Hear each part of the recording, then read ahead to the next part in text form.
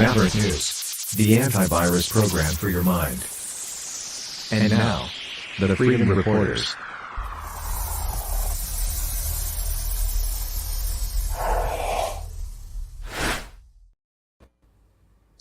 Good evening, everyone. I'm Rick Walker. This is the Maverick News Channel, and we are the Freedom Reporters. Hello, I'm Brendan Kennedy, your co-host. It is great to be back here with you folks on Censorship Week, and we have a lot of stuff lined up for today. Lots of exciting things going on. I personally can't wait for today because it really wasn't hard to pick the stories I wanted to talk about. We do have a lot lined up to talk about today, and we have a couple of special guests coming in. We have Rick Nicholls, the Deputy Leader of the Ontario Party, and Derek Sloan, the Leader of the Ontario Party, who will be joining us shortly in the broadcast to discuss Roger Stone joining the Ontario Party as a political strategist. If you don't know who Roger Stone is, he is a very prominent, famous political figure in the United States who has served on campaigns, worked on campaigns with the likes of Richard Nixon, Ronald Reagan, and Donald Trump. Conservative, I think he's kind of a cool guy myself. I think he knows a lot about politics, especially dirty politics, because he gets attacked like crazy. They've arrested him. They've done, you name it. They've done it to Roger Stone. They've tried to destroy that guy, just like everybody else that got close to Trump. So anyway, those guys are going to come on. I'm interested to find out more about what the strategy is behind hiring Roger Stone as a strategist. I think it's an intriguing thing, unique, and it's generating some attention for the Ontario Party. We also are going to talk about Justin Trudeau following in his father's footsteps, dropping an F-bomb. And I don't think this time it was fuddle-duddle. This time, I think it was the real deal. But we'll get into more about that. That was pretty interesting. We will get into about what happened in question period today. So we also have one thing that ties in with the fuddle-duddle student of today and question period in Parliament Hill in Canada. That is the Canadian military being used to spy, or were they being used to spy on peaceful protesters who were in Ottawa in February? So that's going to be tied into that story as well. Go ahead, Rick. Sorry. Yeah, and the Conservatives at the federal level have really changed their direction on medical mandates. And so in question period today also, they were grilling Justin Trudeau, demanding that he change direction, and to get rid of these mandates for people who are unvaccinated traveling. Get rid of these mandates like other countries have. So we're going to get into that. Seems more and more people are embracing this concept of freedom. Very interesting. I wonder why. So we have all that. In addition, I think we might have some time to get into a little bit about what is happening in Ukraine, because Joe Biden is being criticized for what we told you about yesterday and the day before, but yesterday when he visited the Lockheed Martin facility and talked about how all these jobs were being created because of the war in Ukraine. I did comment on it yesterday too in passing. I think it's distasteful to even mention that the war is generating all these jobs and that some people are making a living off the death in another country. It's just not classy. Not kosher. Not classy. Dirty. But he said it. So he said that, and there's other stuff to talk about with regard to Ukraine today too. I might bring that up, and then hopefully we'll have a few minutes to update you on where James Topp is in his march across Canada to unify the country and also raise awareness surrounding with the issues surrounding the medical mandates. Veteran marching from Vancouver to the War Memorial in Ottawa, right across the country. So very cool. Canadian hero. Absolutely. I love James Topp and what he is doing, and we give him a maverick salute, and we wish him well. And we do have to talk about him regularly because the mainstream media just is not. If you Google James Topp, the only thing you'll find is criticisms about how he was facing expulsion from, what's it called? The part-time military forces in Canada, the Army Reserves, and they're not talking about what he's doing at all. And we have an extraordinary moment in Canadian history, I think. Well, before we get into all of that stuff, let's set the table for our guests tonight. Let's get ready for them by talking about Roger Stone and the Ontario Party. Roger Stone, political strategist.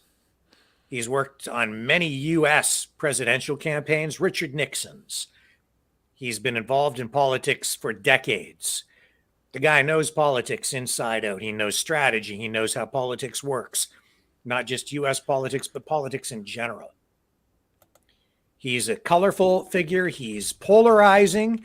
Some people love him. Some people hate him. Other people find him interesting. I think he's very knowledgeable. This is a guy who has been a regular contributor on InfoWars with Alex Jones. Some people would say he's a conspiracy theorist as a result, but we all know that when they start throwing that phrase around, it's just because they're right over the target most of the time, right? Yeah. And they've run out of arguments, so they start trying to discredit people. So that's Roger Stone. He did speak, I guess, virtually at an Ontario Party rally or convention of sorts, right? A few weeks ago, which I thought was interesting. It's adding color to provincial politics in Ontario, where the election, the writ dropped yesterday, right? Yep. So that means the election is now officially on. The candidates are off and running. The Ontario Party is being led by Derek Sloan, who is he's been a sort of a freedom fighter, right? He has been opposed to the medical mandates. He's been a prominent national political figure. He was in the Conservative government. He was a Conservative member of Parliament and kicked out. Yes. Right? Yeah. So, And there's some weird things surrounding that incident as well, with Aaron O'Toole at that point in time. I believe, now you can correct me if I'm wrong, it had something to do with, there was a donation, and it was very vague, and it was very weird, but they were like, oh, Derek Sloan accepted a donation from an individual who has ties to this, that, or the other thing, and that means he is bad. And it was just very dirty how it was supposed to be. It's a guy who has been labeled a white supremacist Nazi. They found his name on a donor list.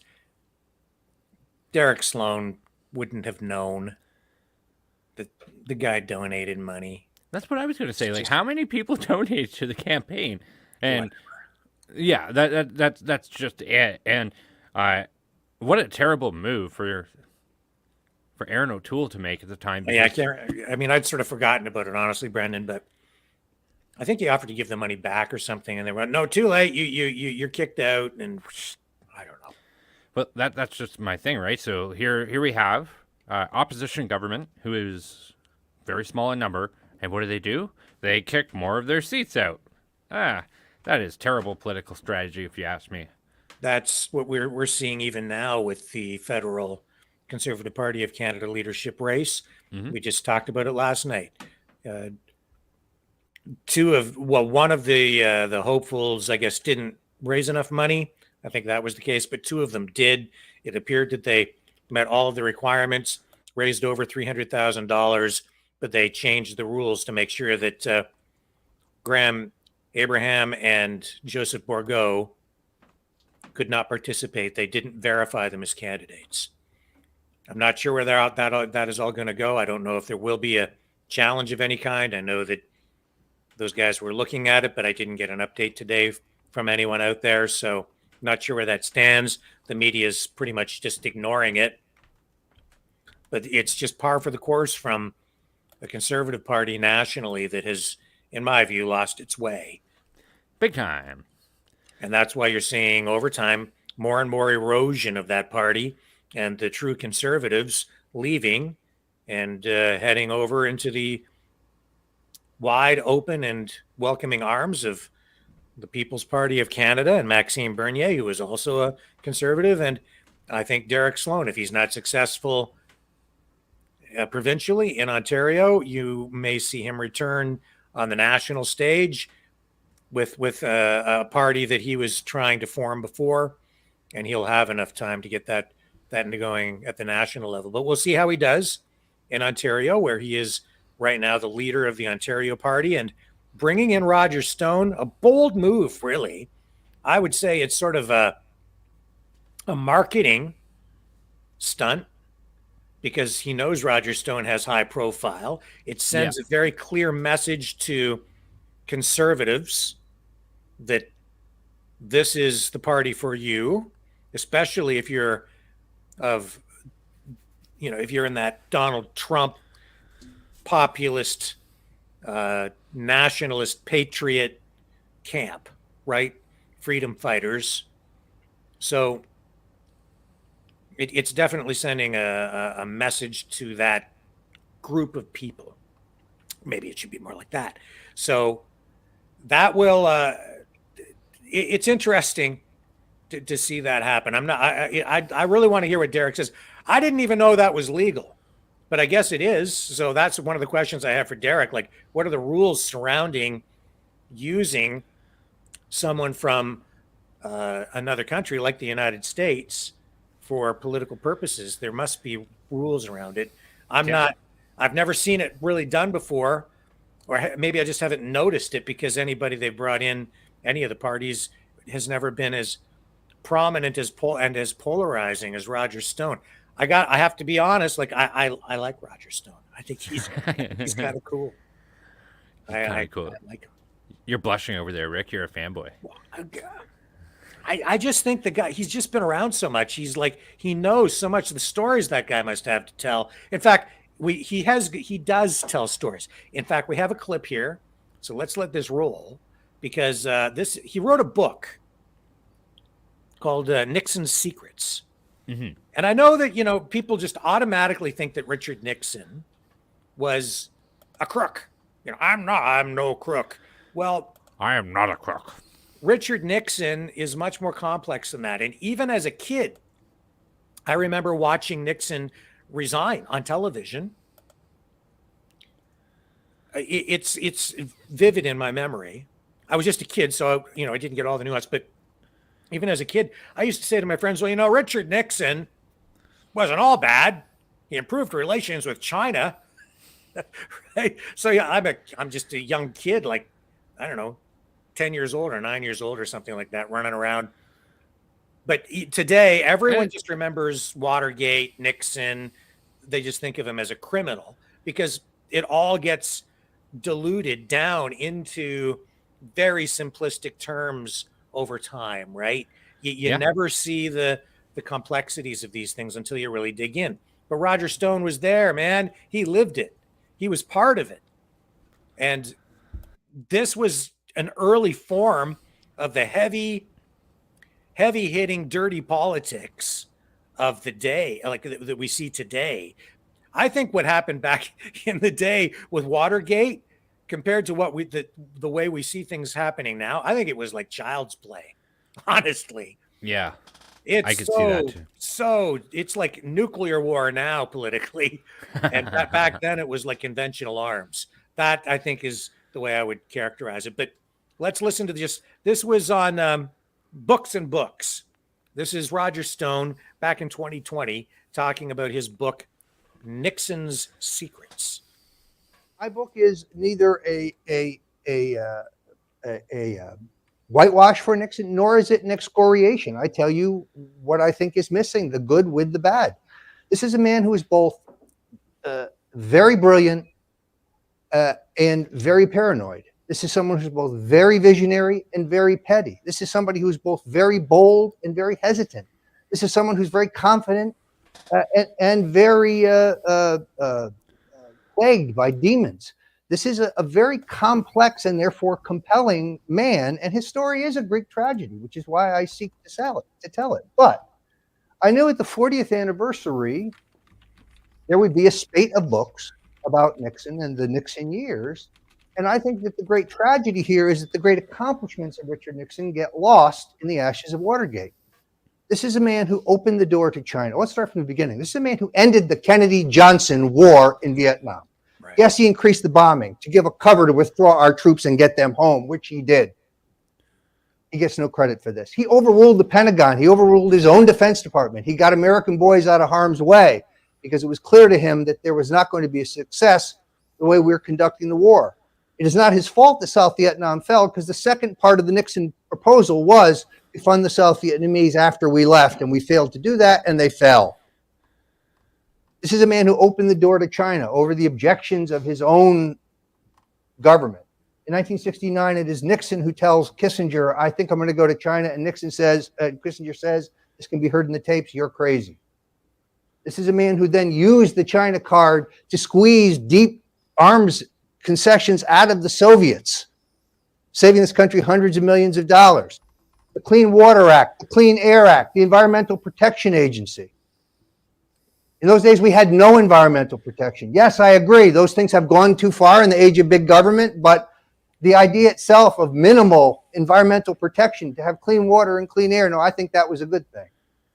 Ending the military draft, the 18-year-old vote, the war on cancer, federal revenue sharing, desegregating the schools in the South without violence or bloodshed.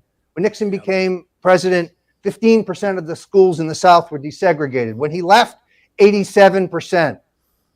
You can talk about the Southern strategy all you want. If the Southern strategy meant I'm going to go slow, going slow worked. Nobody got killed and the schools were desegregated. Mm-hmm.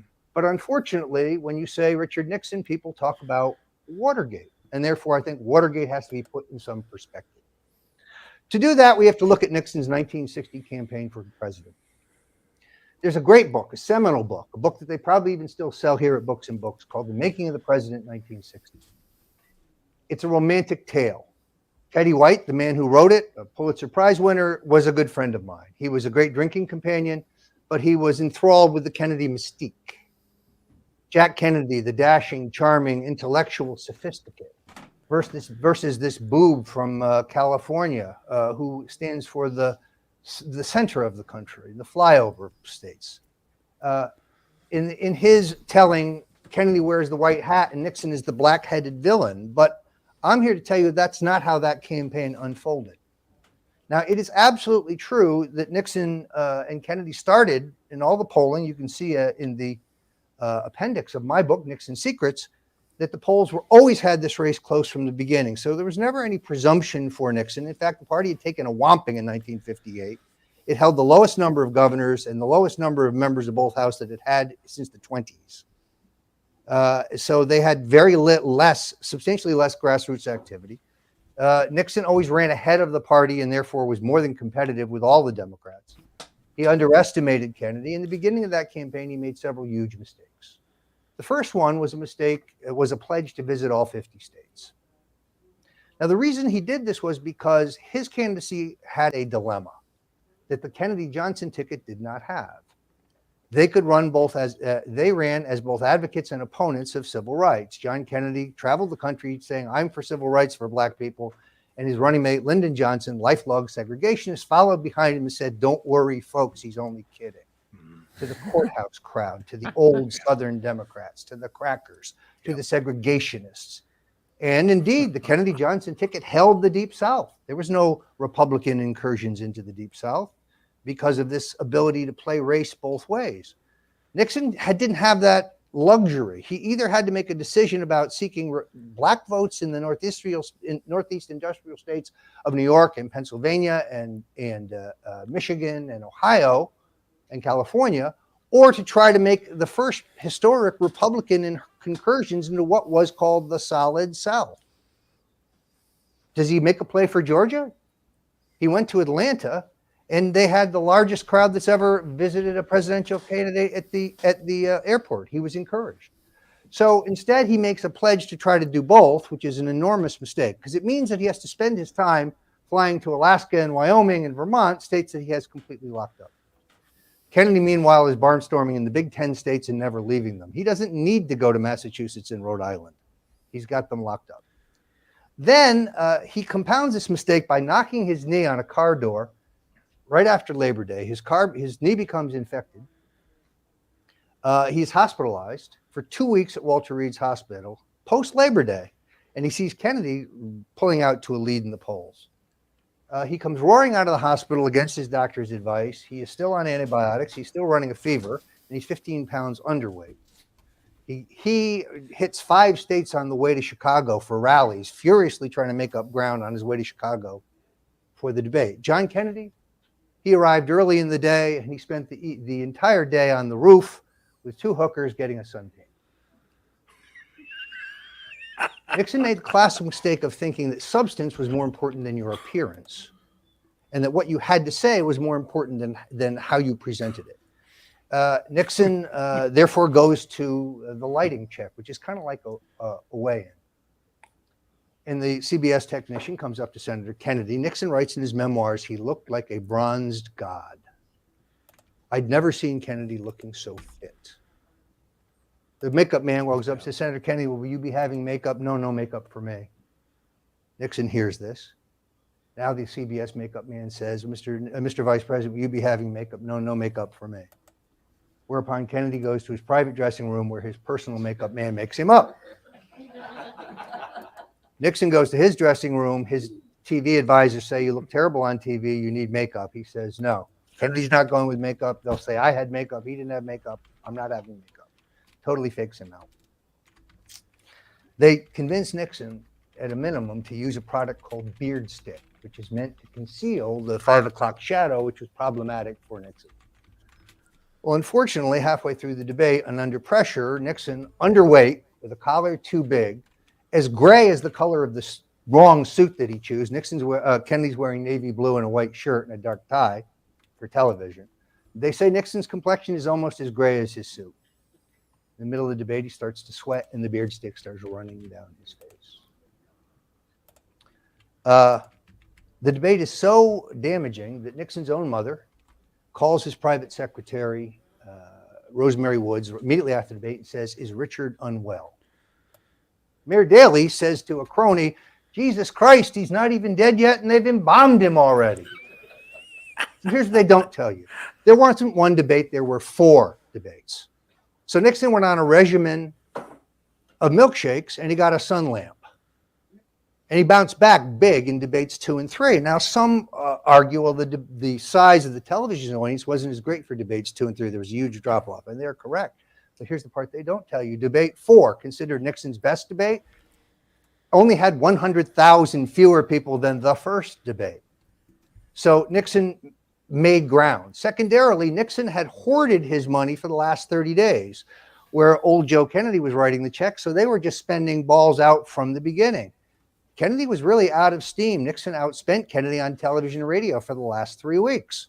And then, frankly, Dwight Eisenhower got off the bench, and he visited Pittsburgh and Philadelphia and New York City and Los Angeles, and he drew enormous crowds.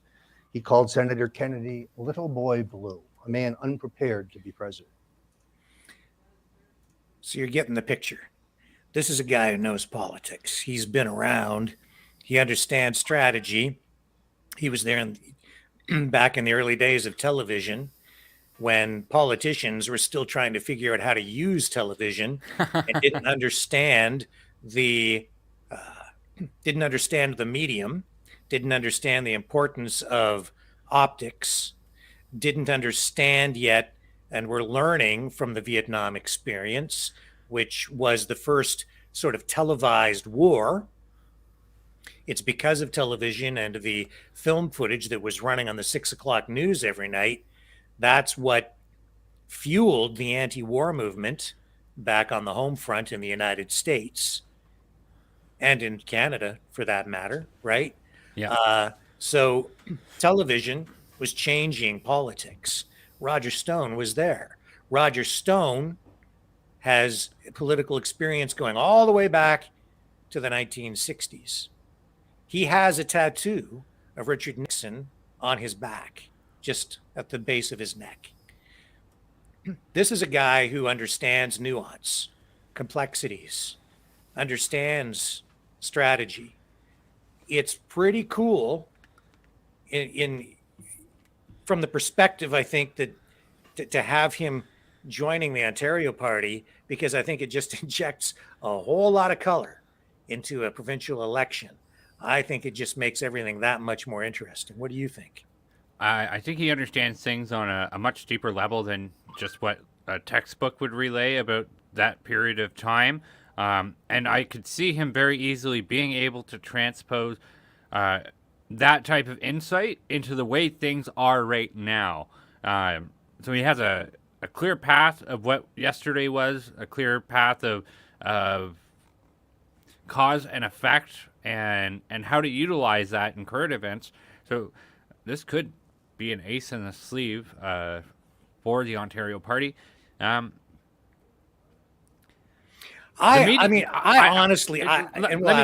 think the media it might try and chew this up 3 ways to Sunday, which might even be to their benefit, right? I think they're trying to ignore it. The mainstream media, I think they're just trying to ignore it at this point. I haven't seen much coverage of it. In fact, I can't think of any mainstream media reports. I think I did once. Did you? Yeah. I will try and double check, but go on. What were you going to say? I don't even know how involved Roger Stone is going to be in the campaign, really. If nothing else, it could just be a publicity stunt, if you want to call it that, a marketing ploy, a marketing tactic. Just adding his name to the roster is a form of strategy. We'll ask these guys, Derek and Rick, when they come on, how involved he's really going to be. So how did they play this in this report on? This is Global News, right? Yeah, this is Global News. Just for review of kind of what they're saying about him in this situation, so we can kind of present all sides of the party, of the story. Derek Sloan's Ontario Party has landed a high-profile name to help with his party's campaign ahead of the June provincial election. The Ontario Party has acquired the services of former Donald Trump advisor Roger Stone. Roger Stone has worked for several American presidents, including Richard Nixon, Ronald Reagan, and Donald Trump, as well as electing dozens of governors, U.S. senators, and congressmen. And in the United States, an Ontario Party news release said. Stone spoke at a recent Ontario Party event. The news release said Stone was inspired by February's trucker convoy, which occupied downtown Ottawa for weeks. The release added that he was shocked by the Canadian government's response to it. With Roger Stone as our senior strategist, we have put together an incredible team of candidates to take down the fake conservative Doug Ford and his leftist elites in Queen's Park, the release said. So it doesn't really say one way or another. They're not really taking a slant on it. But I think they're kind of relying on Trump-triggered syndrome to do the work for them, if you know what I mean. Oh, yeah, no doubt. Yeah. But Global is not the worst. CBC is the worst. Yeah. Right? Global's not as bad. They can be pretty bad, but they're not the worst. That was pretty impartial. Yeah, it was. Yeah, nothing from CBC. Roger Stone, a card. Rosanna says, actually, I always rather liked him. Found him to be quite entertaining and outspoken, and I always thought it was totally ridiculous and wrong the way he was treated, grabbed, jailed, and all the rest that followed. Yeah, I agree. Like, man, they came to his house in the middle of the night, arrested him at gunpoint in riot gear, right? The whole thing had television cameras there queued up and ready to roll. The whole, just because he was a Trump ally, Yeah. right? So they just went after him because of that, and they've tried to destroy him, and they did financially.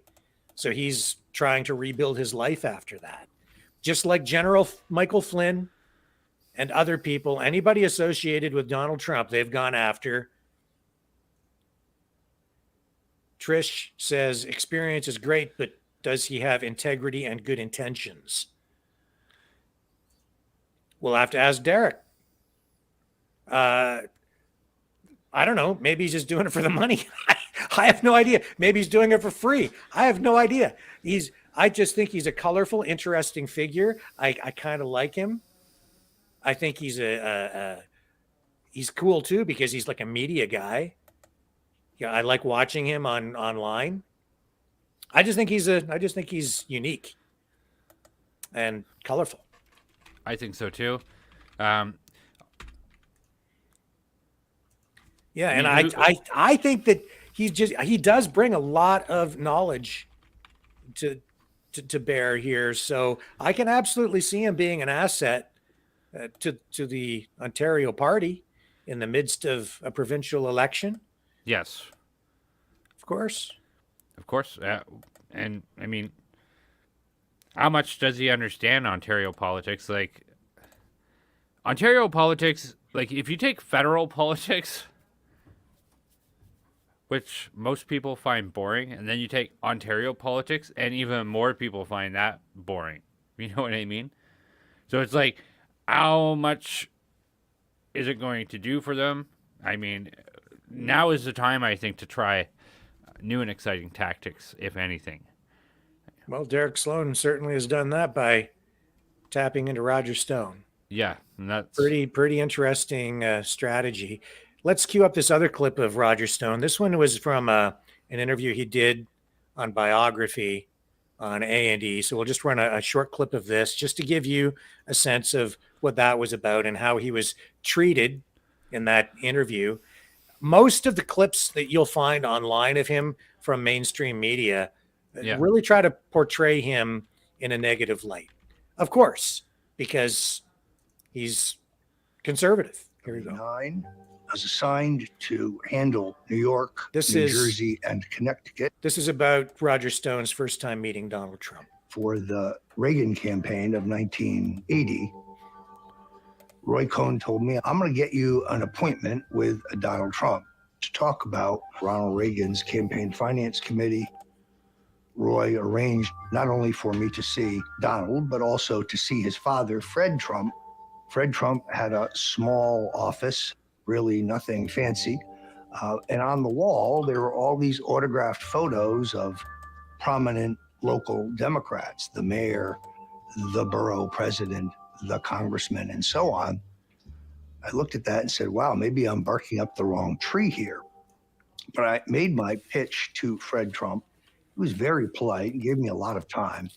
Very likable, but not a loquacious guy. Then he reached in his desk drawer and he showed me a letter from Barry Goldwater. He had given Barry $100,000 in 1964. It's like $1 million today. He also showed me letters from Billy Graham, from Robert Welch, and others who would be considered to be on the American right. He said that his politics were democratic locally, but nationally he was a conservative and he really liked Reagan. He urged me to meet his son. I then did meet Donald Trump, and he was very friendly. I was extraordinarily impressed with him. He has charisma. He has a certain command presence. It's not just that he's tall and broad-shouldered and handsome, but there's a self-confidence about him that is very attractive. I called him Mr. Trump, and he said, please call me Donald. And to this day, I have. It wasn't until 1988 I was not very pleased by the prospective candidacy of George H.W. Bush. It was then that I first suggested to Donald Trump that he should think about running for president. I remember his initial response: "You must be out of your mind."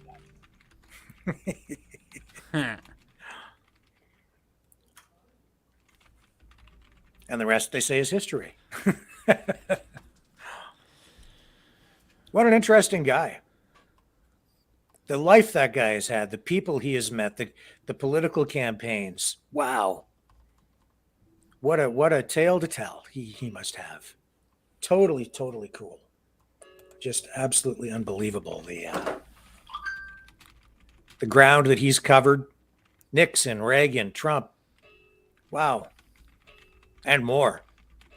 His involvement with the Republican Party.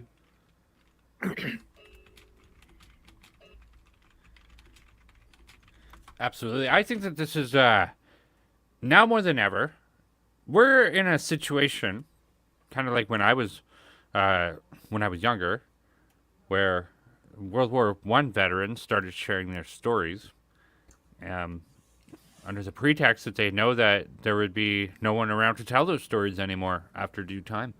And this is a similar situation. There's going to be nobody around from that time to tell those stories before you know it.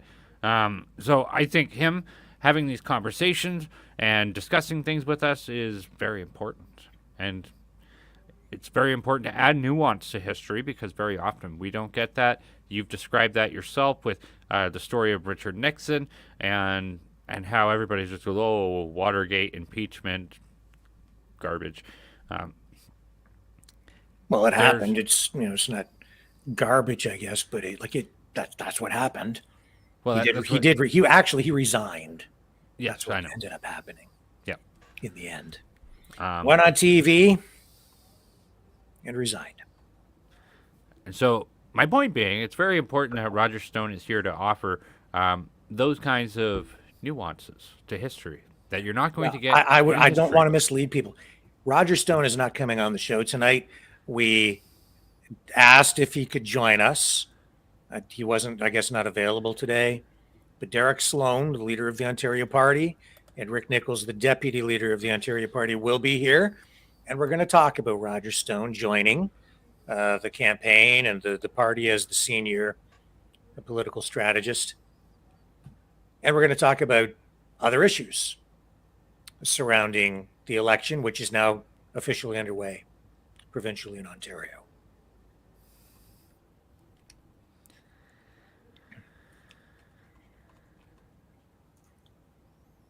Elaine says Roger Stone is quite interesting and very loyal. He is, to say the least. And even under intense pressure after being arrested, they tried to get him, in his words, to flip on Donald Trump and make stuff up on him in order to get Donald Trump, and he said he wouldn't do it. So Yes. he's loyal. There's no question about that. You got to respect that. Got to respect that. He's loyal. Yeah. It is very important, though, that he gets to deliver that nuance because I had taken American history at some point, and Nixon doesn't look favorably on Nixon at all. No, they don't talk about any of the positive things. There's no good side to Nixon, but that's the way people like their stories told. They like stories told black and white, good versus evil. This guy's wearing a black hat, he's a bad guy. That guy wears the white hat, he's the good guy. That's the way people like their information. It just makes it easier for them to digest. It's the same thing with politics. So that guy's on the left, that guy's on the right. There's no gray area for people, right? I think it's actually unfortunate because now we've kind of found ourselves and created a situation where everything is heavily polarized. Yeah, absolutely. Right. Very much so polarized. More than ever, I would say. Yeah. And this has been exacerbated over the past 2 years. And, I mean, I would say both sides of the political wing have a cross to bear with that issue, whether it's one thing or another. But I think the left puts in the biggest wedges and the biggest divides across all kinds of things. And so while we wait for our guest, should we just plop into the next story for now? Or Well, do I you want- kind of like to touch on what other issues are prominent in this upcoming provincial election, Oh, that's a great idea. Let's do that. because we're looking at medical mandates.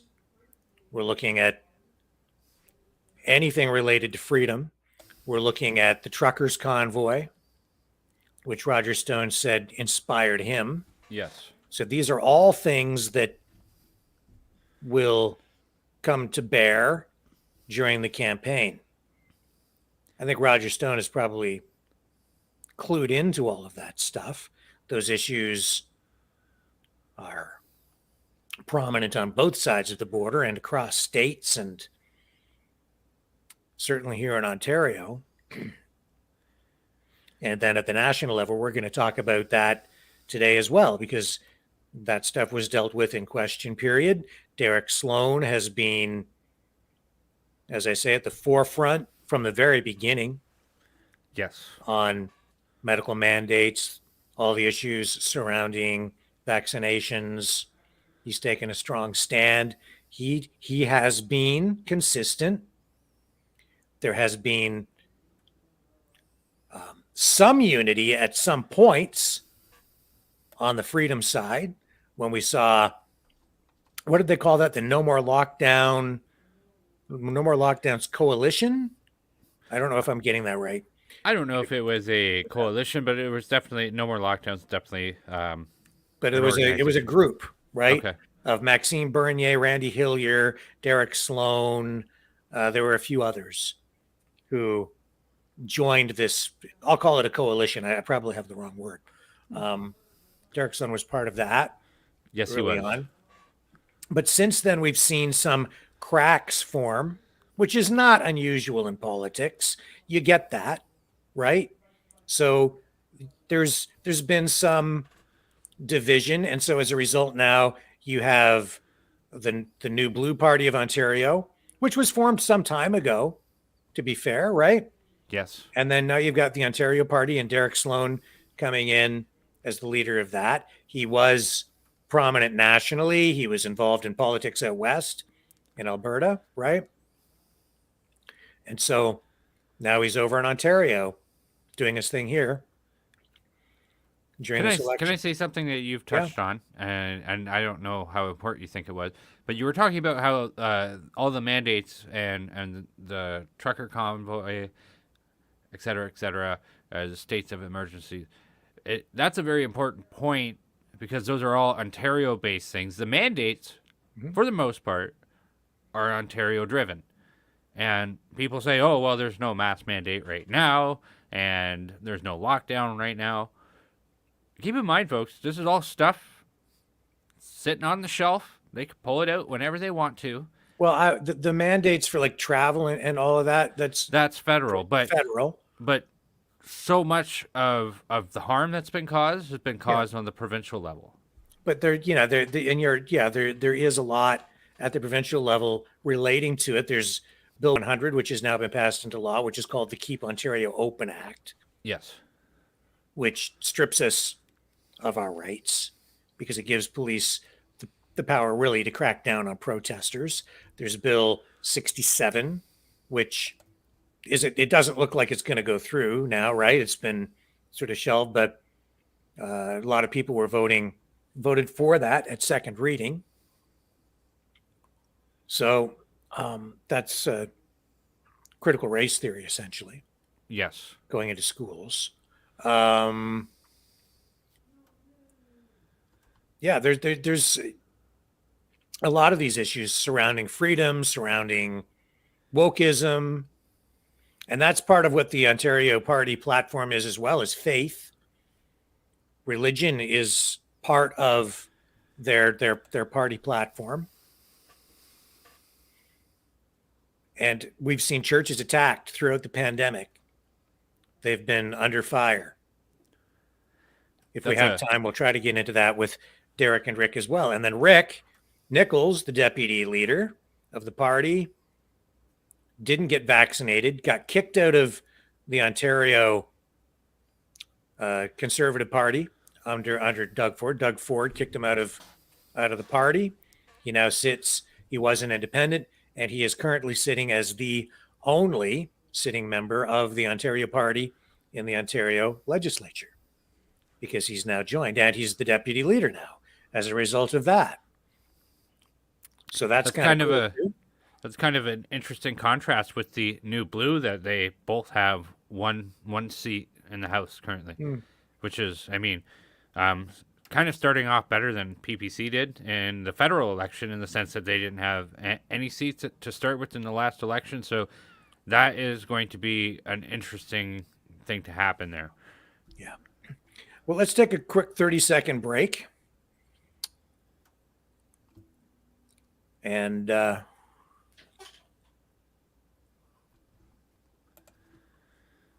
we'll be right back after this brief message. The New World Order. Government overreach. The Great Reset. Mainstream media lies. Now more than ever, independent voices are needed. Donate now at freedomreporters.com. That's freedomreporters.com. Maverick News. The antivirus program for your mind.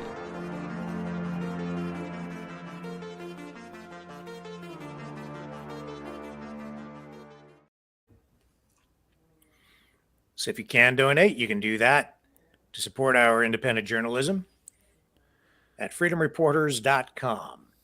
You can hit the hot link in the Rumble, Facebook, and the one YouTube channel that we still have left this week, where we have not been banned. Thank you, Brendan, for sharing that channel.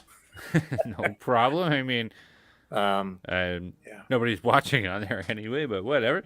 The bulk of our subscribers are over on YouTube, Rumble. And we're banned this week. Banned to the bone. By a hand. It's censorship week with Maverick News. Congratulations, Brendan. We've joined an elite group of YouTubers and social media people who have been banned. The technocracy doesn't like us. No, because we are absolutely, definitely over the target, my friend. I told you guys, whenever you donate to us, a commie fascist cries. And it was true. Yeah. I'm not spreading BS on this channel here. Like, not what we're about. According to them, we are.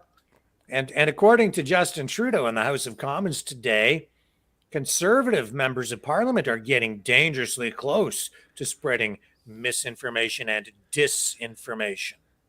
Interesting choice of words by the Prime Minister, but we're going to get into that later in the broadcast.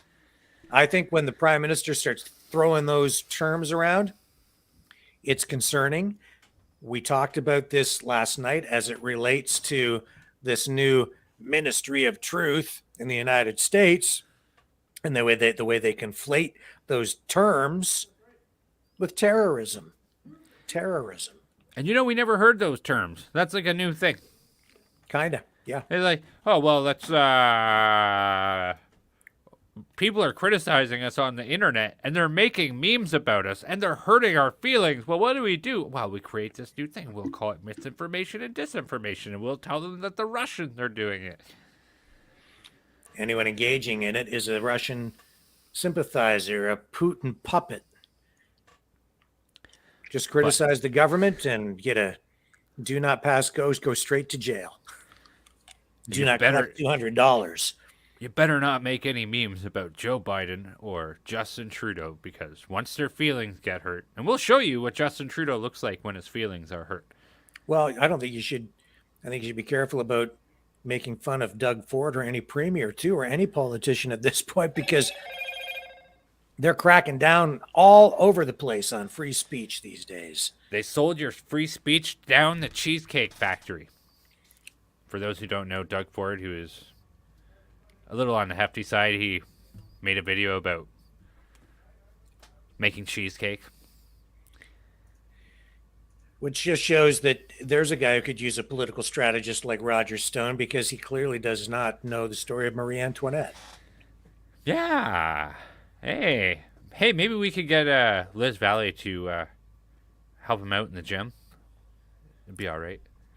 Liz Valley is a friend of ours, been on the program, sometimes a contributor as a Freedom reporter, and she also is a personal trainer. So she could help out Doug Ford. We're concerned about his health, man. We don't need him clogging up any ICUs with his terrible heart problems that he's going to have. It's a serious thing. So I'm not sure when Rick and Derek are going to join us on the program. Okay. I think fairly soon. So, oh, there's Liz.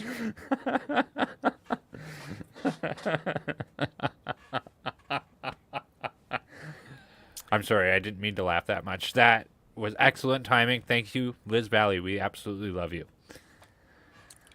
We do. We do. That was epic. Anywho. So any other comments about the issues heading into this provincial election? I think, what happens in Ontario is important. It's the most populated province. Used to be the most prosperous. I'm not sure that it is anymore. It's in the center of the country. It's the most southern. It has I think the most intimate relationship with the United States because of its geography, right? Southern Ontario. In fact, when I meet Canadians in other parts of the country, they always tell me that I'm very Americanized. Yes, of course. And even by Northern Ontario standards, Southern Ontarians are they're annoying. Yeah, basically. And they think everybody from Southern Ontario is from Toronto, so they don't like people from Toronto usually either. I'm not that annoying, am I? No, I love you, Rick Walker. You're the best. Okay, you're lying. Okay. Did you message them? I could just try and navigate. Okay, cool. It's okay. No, they'll be on. Don't worry. They're coming. They'll be Okay. here. Let's move on. We'll talk about other things, and at some point during the broadcast, they'll be here. They'll either Perfect. be, they'll arrive when they arrive, and I promise they'll be here, folks. So stick around for our main event. Derek Sloan and Rick Nicholls from the Ontario Party. But hey, you're staying for the main event, but we have several courses to this intellectual meal, and today's kind of a funny news day, I would say. So we could jump off of the Ontario politic wagon for a little while. Did you say this shit was intellectual? Oh, it is a little bit. I don't know. Pretty high praise for a couple of weirdos from Southern Ontario. We are. Well, you're from Southern Ontario. I'm from Northern Ontario. That's where the I would never associate with folks like you, but speaking of intellect and class, what did our Prime Minister say today in the House of Commons? What word did he use? What did he drop? It was the same word as Daddy did. He dropped a what? Fuddle-duddle. Oh. We're not allowed to say it on Rumble. They'll ban us there too. He is such a classy guy, little potato. Yes, he is. Yeah. And why would he drop a fuddle-duddle? Maybe because people are asking questions. He doesn't like. Could be, right? Could be. He's like one of those Gestapo guys that you see from those old World War II movies that are like, we are asking the questions here. That's pretty much Justin Trudeau. He gets bent out of shape whenever people ask him questions. So these are accusations at this point. It is currently under investigation. However, I may point out that Justin Trudeau has a history of using the F word in public, as I will show you here right now. And his father also had, so there's several examples from charity events in 2014 where he had dropped the F-bomb. There was, well, I mean, I'm not going to connect him with his father too heavily, but yes, there was a fuddle-duddle incident where his dad had used unparliamentary language. He Rick used Walker. the F word and then claimed that he said that it was fuddle-duddle. The media made a big deal out of it at the time. But interestingly enough, so whatever your feelings are on Michelle Rempel, there's some things that she's done. She is a Conservative MP for Nose Hill in Calgary, and she had stood up just before the pandemic. It was 2 years ago or so. And she stands up and she goes, "I'm sick and tired of Alberta being treated like the fart in the room, and nobody wants to talk about it." And Elizabeth May stands up there and she goes, "I want it to be known that the representative for Calgary Nose Hill used unparliamentary language, and that language was F-A-R-T." And if anybody doesn't know who Elizabeth May is, she's a rather small, scraggly, crouchy woman. Anywho, that they made a huge deal about her saying fart in there. So whenever a member of parliament or the prime minister drops an F-bomb at the House of Commons, it's always a big deal. So let's roll the clip today so that people understand this is what happened. This is why we're talking about it. Yeah. The Conservatives were hammering the prime minister on the possible use of a surveillance aircraft, a military aircraft, to surveil, basically spy on the truckers during the Freedom Convoy.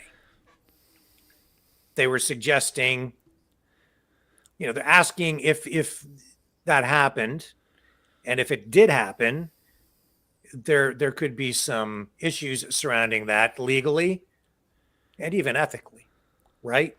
So there was an airplane that flew over the protest. We do know now, and it has been confirmed by some media outlets, that the surveillance aircraft did fly over the protest, over Ottawa during the protest. The government, Trudeau. We'll show you after responded this this way. because this is a two-tier story where that is a very important thing to discuss, but we shouldn't be distracted by just distraction here. Right. So in the course of this exchange, Trudeau apparently dropped an F-bomb. Now, I'm just telling you, you can't really see it, you can't really hear it, but you do get the uproar in the House as a result of it. So let's just let this roll. Personally, I think the more important stuff is not so much the F-bomb, which is all political fireworks, I guess. The substance and the important stuff is the surveillance and the question surrounding the use of a military surveillance aircraft to spy on a peaceful protest, peaceful convoy participants. I think there's a lot of heckling from all sides. For Sturgeon River Parkland. Mr. Speaker, Canadians are rightly concerned about this Liberal government's political interference with the inquiry into the Emergencies Act. The Prime Minister has refused to turn over key evidence that Cabinet used to justify invoking extraordinary powers, and questions remain on how and why they selected Justice Rouleau to head the inquiry. Can the Prime Minister clear the air and confirm to this House, did any minister or member of their political staff speak with Justice Rouleau about the inquiry before his appointment? Yes or no? The Right Honourable Prime Minister. Mr. Speaker, when we invoked the Emergencies Act, we ensured that it was done in a proportional and time-limited way to enable to have the kind of restoring of order that we needed in Canada while maintaining people's confidence in the transparency and the accountability of democracy. That's why we move forward with the Parliamentary Committee. That's why we've moved forward with a national public inquiry, as required to be able to give that full transparency. I can understand the Conservatives are concerned about this, Mr. Speaker. They're worried that it's going to show the level to which their support for these blockaders contributed to the difficulties for so many Canadians. The honourable member for Renfrew, Nipissing, Pembroke. Mr. Speaker, the government must invoke the National Defence Act to use the military for civilian law enforcement. The government insists it did not deploy the military during the February demonstrations in Ottawa. Now we know surveillance flights were conducted over Ottawa at that time. Did the government invoke any statute to deploy the Canadian Armed Forces in this manner, or was the surveillance conducted without lawful authority? The right honourable Prime Minister. Mr. Speaker, the flight in question was part of a Canadian Armed Forces training exercise that was planned prior to and was unrelated to the convoy protest. Now, Mr. Speaker, I think this is a perfect example where the official opposition in this country needs to be very careful about spreading. I'll get order. I'll let the Prime Minister restart. Right honourable Prime Minister. Thank you, Mr. Speaker. Here is the facts, Mr. Speaker. The flight in question was part of a Canadian Armed Forces training exercise that was planned prior to and was unrelated to the convoy protest. That's the fact, Mr. Speaker. Now, what the official opposition is playing with right here is dangerously close to misinformation and disinformation. When they choose to make political hay out of something that could be concerning to many people if it were true, but is simply not. And I think it's important, and it behooves all of us in this House to demonstrate responsible leadership in how we move forward. The honourable member for South Surrey, White Rock.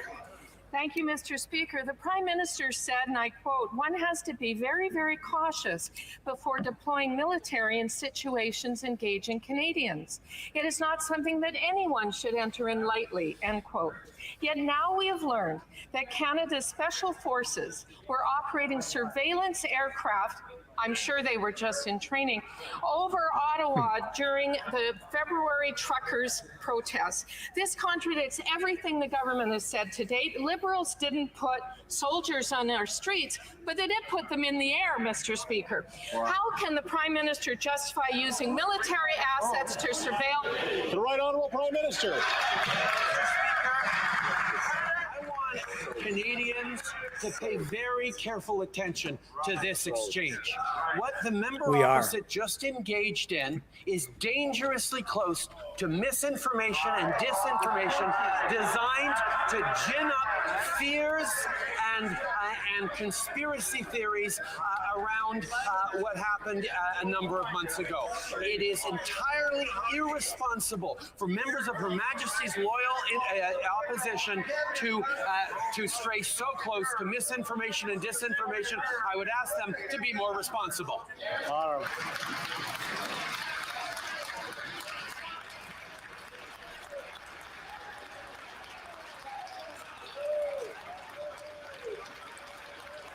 No, there's the heckling.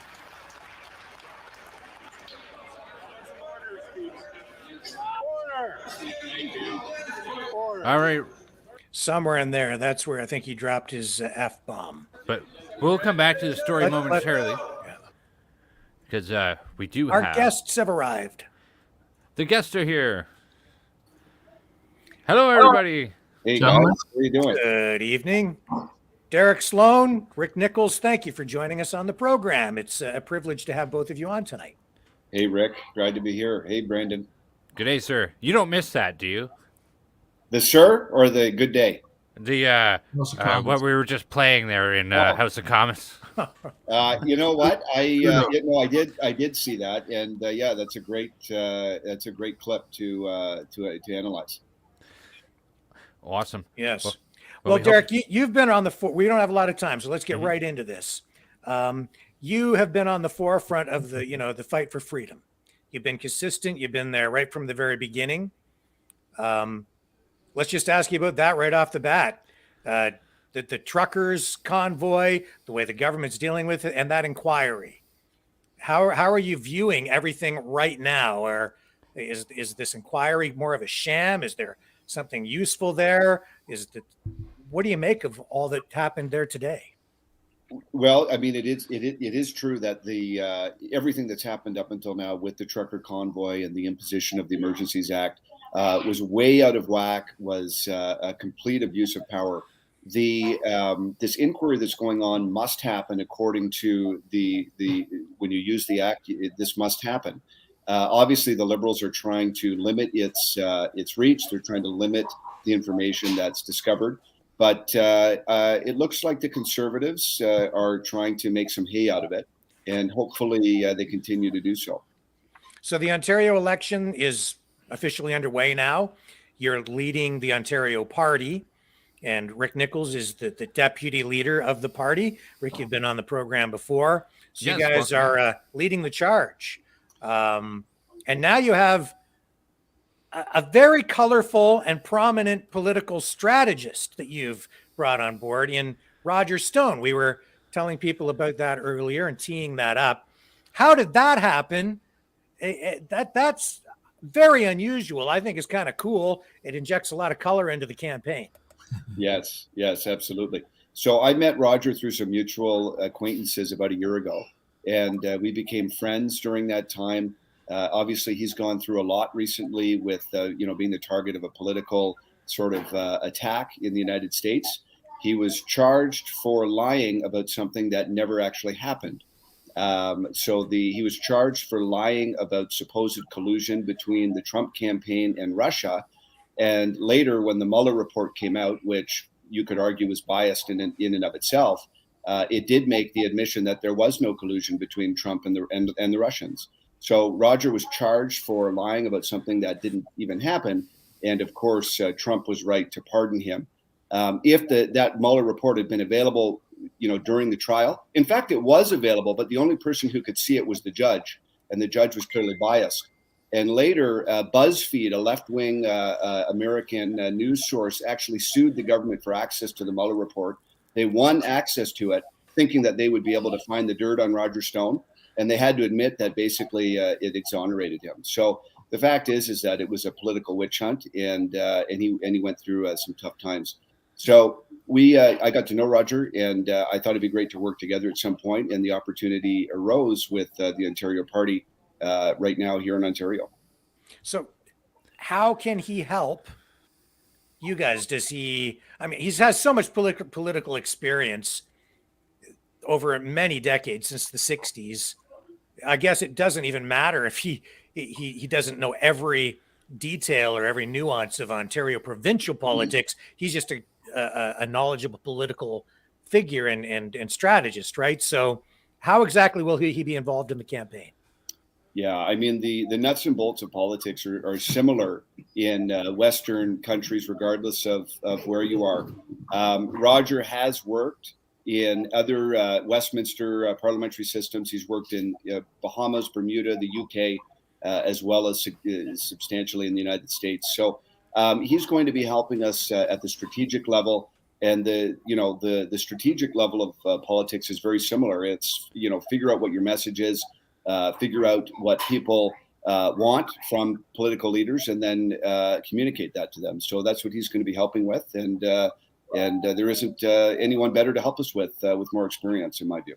So, Rick, you've been a freedom fighter too. You didn't get vaxxed. You got kicked out of the Conservative Party. You were independent for a while. Now you're with the Ontario Party. And with the addition of Roger Stone, he's a polarizing figure. People on the left are losing their minds. Some people on the right are not sure. But in your riding, which is Chatham-Kent-Leamington, which is where you're running to be reelected as the incumbent, how are people responding to this? I haven't heard a whole lot about people negative or even that positive right now. I think maybe for a lot of them, they really don't know who Roger Stone is.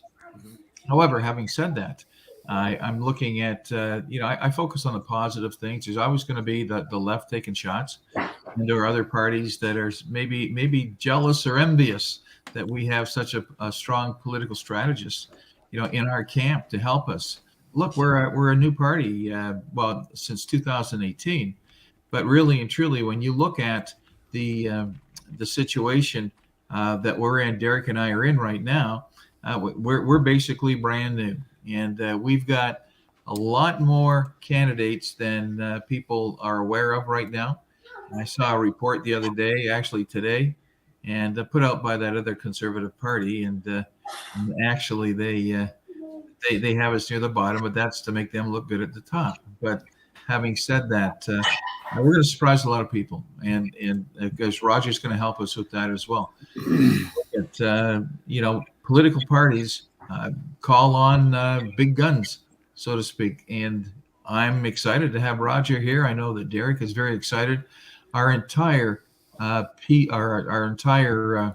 Ontario Party caucus, if I may say, are so excited. You should have seen them. They just lit up when we had Roger at our convention back. How long was that, Derek? About a month and a half ago now? Yeah, I think it was about a month, maybe five weeks ago. Yeah. So everybody's really, really excited about it, and we can learn from him too. So how many candidates does the Ontario Party have? Yeah, so right now we're a little bit over 100, but we should have a full slate before June 2nd. So you still have time, even though the election is on, to add more candidates. Yeah, we have a little over a week to do that. Actually, about 10 days to add additional candidates, and we have a whole bunch queued up to submit. Is there any law or regulation surrounding the use of someone like Roger Stone, who is from the United States, in a campaign like this? What are the rules? No, there's not, and in fact, we're not the first to do this. If you look at the Liberal and NDP campaigns from 2015, for example, they used several high-up people in Barack Obama's team to advise them here in Ontario. Justin Trudeau, Thomas Mulcair, both used two different high-ups in Barack Obama's team. So, no, there's no rule against it. Obviously, any money that you spend on a campaign has to be, for political reasons. It has to be, on the right things. But if your strategist is from Canada or the U.S. or somewhere else, it doesn't matter. Derek, I do have to ask, so you had been formerly in federal politics in Canada and now heading into Ontario provincial politics. What's driving you to this? What's your objective or intentions, if you could share that with us? Yeah, so initially my basic theory in all of this is that we need to reform Canadian politics at every level. So that includes federal, that includes provincial, that also includes municipal level politics. And my commitment to Canadians is to fight wherever I feel I can be most useful. And once the federal election was over, I was looking for a way to be useful again. And I initially was involved with a group that was trying to bring some unity in the Ontario sphere for sort of alternative parties. And those efforts failed. And the result of those efforts was the Ontario Party and leading the Ontario Party. And we've been able to at least achieve some of that dream of unity with that as a vehicle. You speak of unity, but I do hear people talking about concerns about splitting the vote. So how do you address that? Well, the fact is that Ontarians have a choice at the ballot about who to vote for and who to represent them. We have been very clear with our efforts to work with everybody. We spent multiple weeks working with Randy Hillier's team at the beginning of my leadership at the Ontario Party. And unfortunately, that didn't work out. We had very good conversations, but Randy decided to take another avenue. And in fact, he's decided to retire, and I wish him all the best. We spent significant time and effort reaching out to New Blue, and we were rebuffed at every level. We publicly released a proposal that we had submitted to them that suggested practical ways that we could work together. And in fact, multiple people in their party, riding presidents and others, tried to key up meetings between our leadership and their leadership. And I actually attended some meetings just with New Blue people, but their leadership refused to attend. So that's their right to do that. They don't have to work with others, and it's a free province. but we've been able to strike a deal with multiple sort of alternative parties. We've struck a deal with Stop the New Sex Ed party. We've struck a deal with the Ontario Alliance Party, wherein 12 of their candidates will be running under our banner. And we've also been able to bring Rick Nicholls on board. And we, through our conversations with Randy, Randy abandoned his idea to start his own party, which he had also said that he was going to do at the time. So we have, in many ways, cleaned up some of the division here in Ontario, but we have not been able to clean it all up. But, you know, unfortunately in politics, it's rarely possible to get everybody on the same page. But we want to be certain that at least that as much as we can, the strongest option is available to counter Doug Ford and his fake conservatism. You know, if I could add to that, yeah. You know, people are saying, and Rick, to your point earlier, you talked about, you know, us splitting the vote. We're not splitting the vote. You know, we are the real deal. But other parties may want to come in and they want to get a part of that vote as well, and they're entitled to it. So be it. But we're focused. We're looking straight ahead.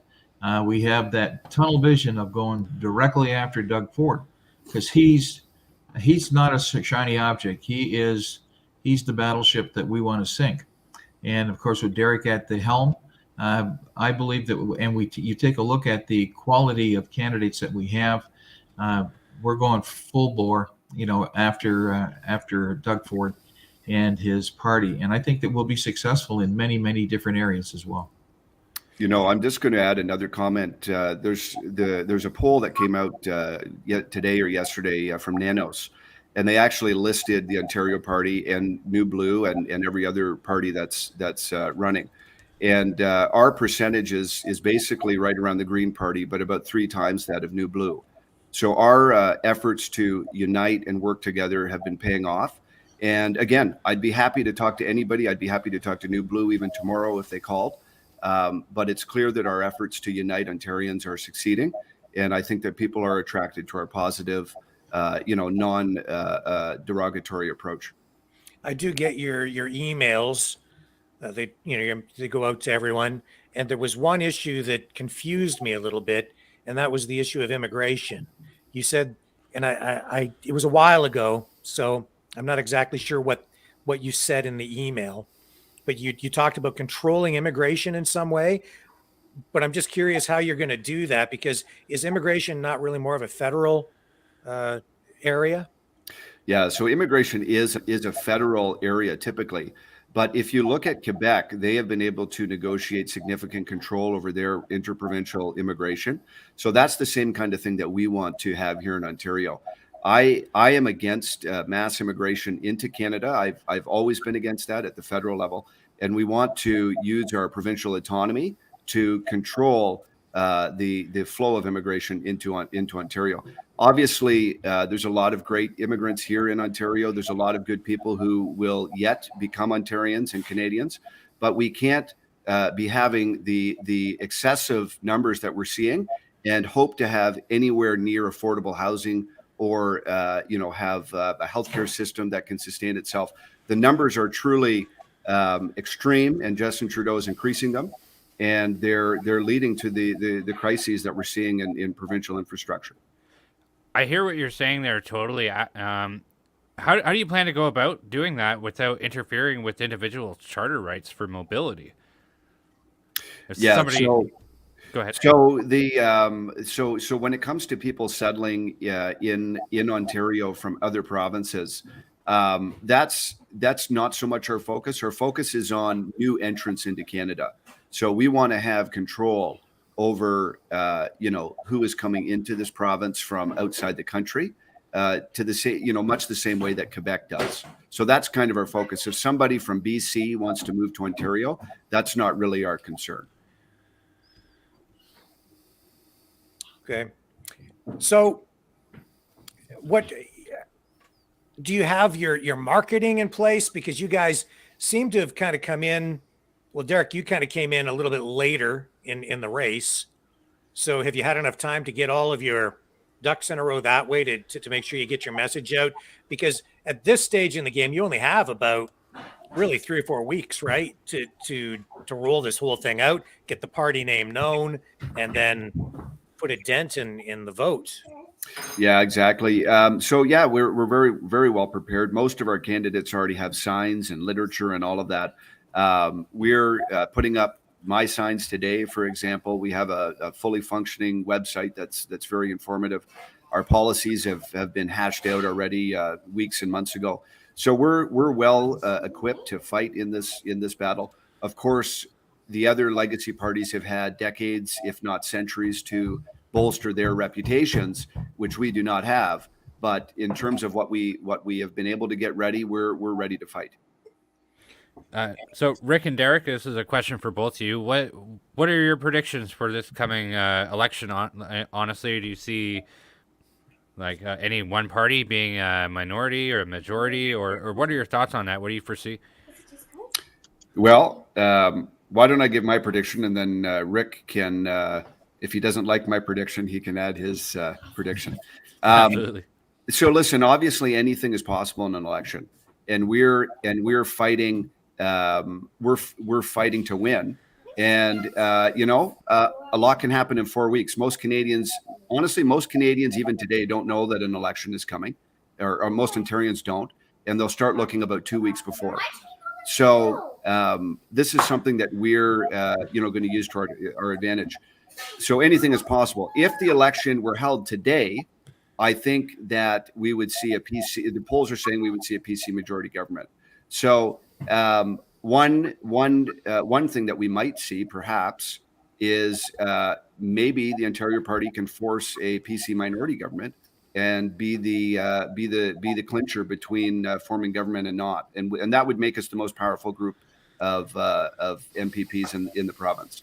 So what's your website? I'm going to put it up on the screen for you. Sure, it's ontarioparty.ca. Go ahead, Rick. Yeah, I predicted a long time ago that you would find that barring the unfortunate circumstance that we don't form government, but I'm also a realist as well. And although we have wonderful candidates, strong candidates as well, I think Doug Ford is going to be in for a big shock, a big surprise come the only true real poll, which is June 2nd. That's 4 weeks from tomorrow. That's going to come here very quickly. And having said that, I would predict that he would have a minority government, and I concur with what Derek was saying. We want to be. I mean, this is our first time, as a party. I mean, we did run about 5 candidates back in 2018, but they were basically they unfortunately didn't do very well at all. We're going to really leave our mark this go around, and if we are fortunate enough to get enough candidates, and who knows, maybe 5, 6, 7, 8 candidates, to Derek's point, we can form a very comparable opposition to Doug Ford's minority government. And if other conservative parties happen to form or happen to get a seat or two, then if they want to work with us, then I would say the door's open and they would work with us as well. And what we would do then is we would be the, pun intended, the trump card, so that we could in fact have hold Doug Ford's feet to the fire. I mean, it seems like I was the one over the last several months holding his feet to the fire, and he and Christine Elliott.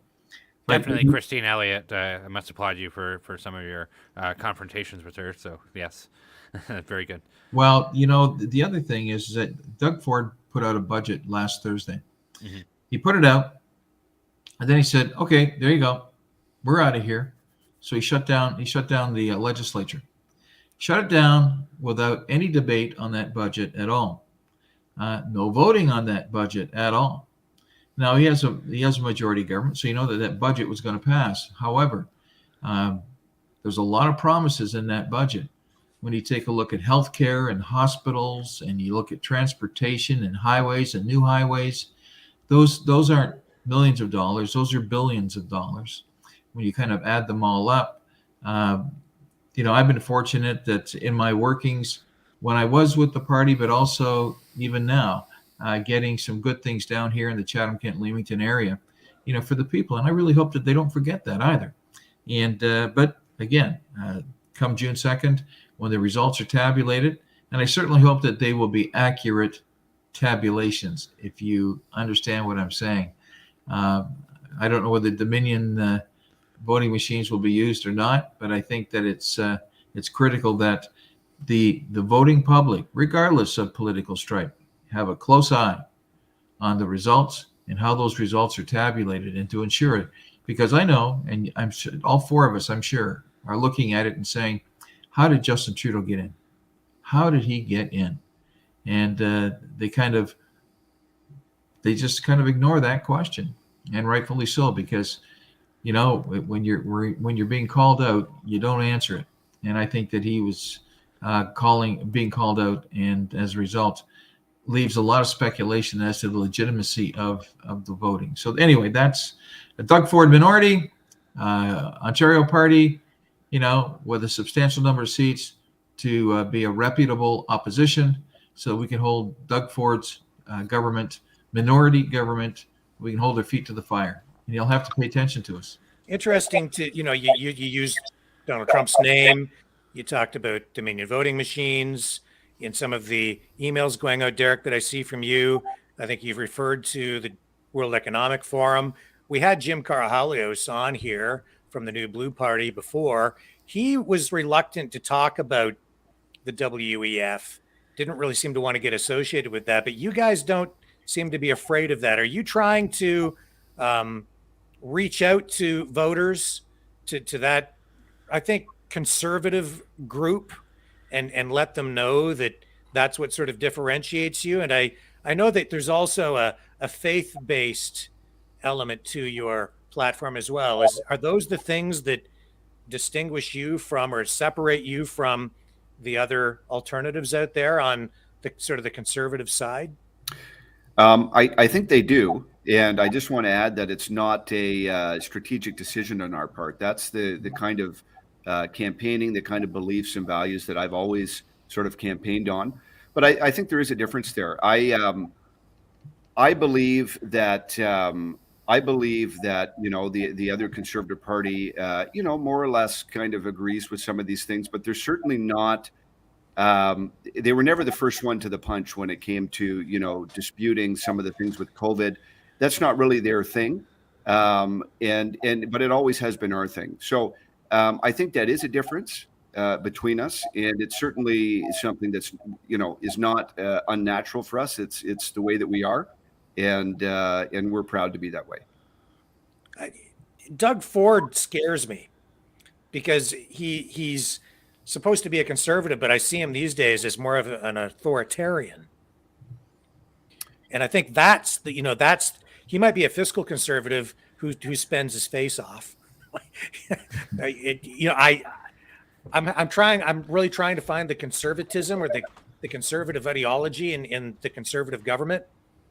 But you guys really are, right? I mean, that's so you're fiscally conservative and socially conservative. Is that fair to say of your platform?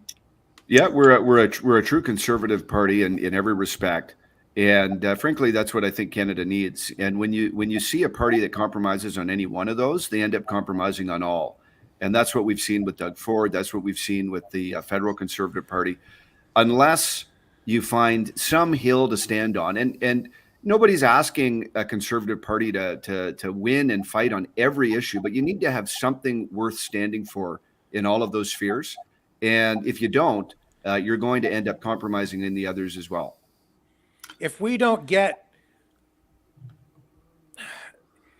some members of provincial parliament in there with true conservative values, if we get another Doug Ford majority, what's the danger in your view? I mean, I'm petrified because we've seen how far they've been willing to go during the pandemic so far. I'm really worried about what's going to happen after the election, because right now they're busy handing out goodies and making people feel like they're free by not not forcing people to wear masks. But man, if they get reelected, and I'm really, Derek, honestly, I'm petrified, because I don't think it matters if you get a conservative NDP or liberal government in there. It's just degrees of how bad it's going to be, in my view. If I could add to that, Rick said it best the other day that if the Liberal or NDP provincial party gets in, it'll be the equivalent to crazy gluing a mask to your face forever and all time. They scare the hell out of me. What are your thoughts on if you could add that in there on those parties as well? Well, if I could just jump in for just a quick moment. Yeah, please do. You talked about fiscal responsibility, and Doug, to use your words, Rick, he's spending his face off. Because listen, he's just a backslapper, handshaker, good old boy right now, because he's in election mode, and he knows that kind of works for some people, unless they can see through the facade.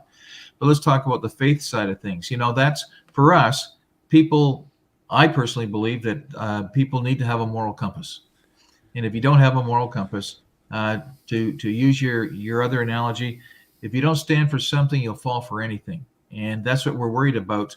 Because let's face it, at this point in time, and I'm sure Derek will agree, that the three mainstream parties, are all left of center, and Rick, to your point, I also, and I'm sure Derek is as well, very concerned about after the election. I've called them out in the legislature several times.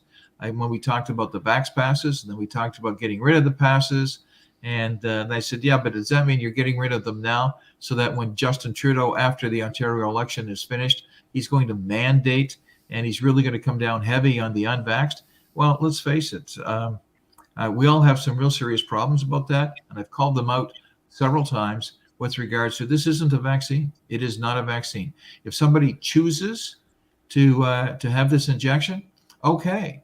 But if somebody chooses not to, that should be okay as well. So I said to the premier, of course he wasn't there that day, but they can go to my YouTube channel, and they'll see where I said, if you're going to mandate anything, mandate personal choice.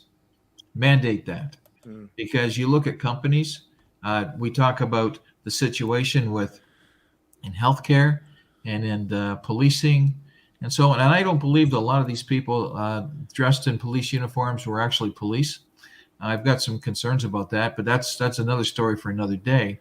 But again, people need to realize that with some of these mandates, they've created their own crisis.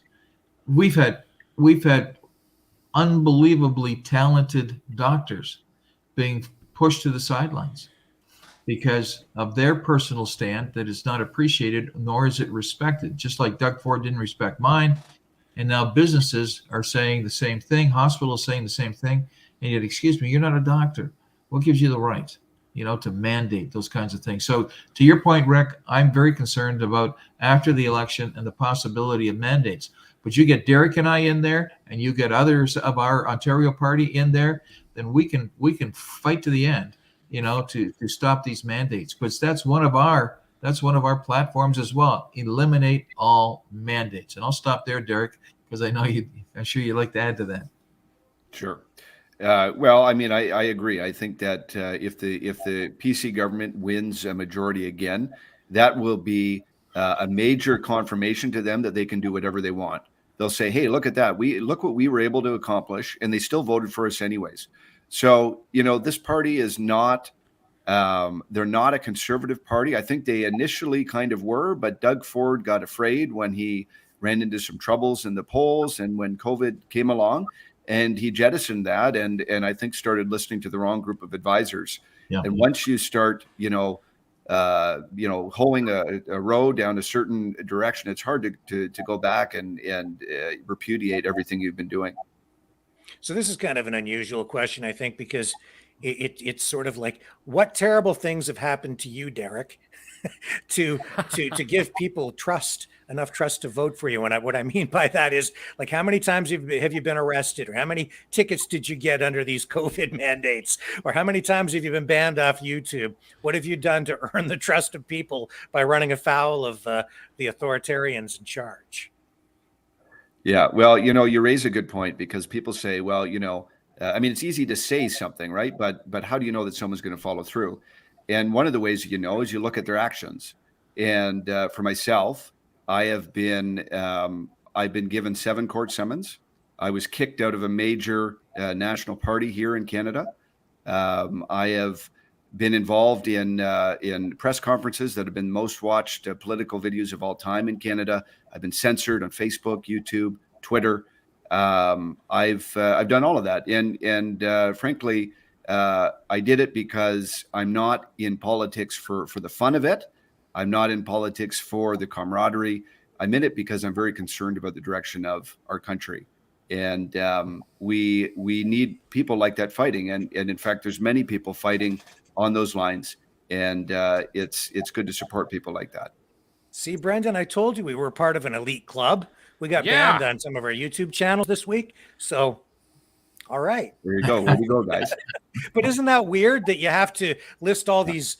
I've been arrested 12 times. I went to the to the federal prison. They put me in the clink, and I was in there with Bubba. Right? Like, so you should vote for me. But what a weird time, right? Like, are we ever going to get back to normal? Yes and no. I mean, I think that what I believe is that what we saw with COVID was a test run to see how much they could impose, how fast, and what we would accept. And I think we're going to see something worse at some point. I don't know when. I don't know how. So I think that society is going to get somewhat back to normal for a period of time, not fully back to normal. And then we'll have some other series of crises that occur that will necessitate even worse things, unless we change it. And that's what we're here to do.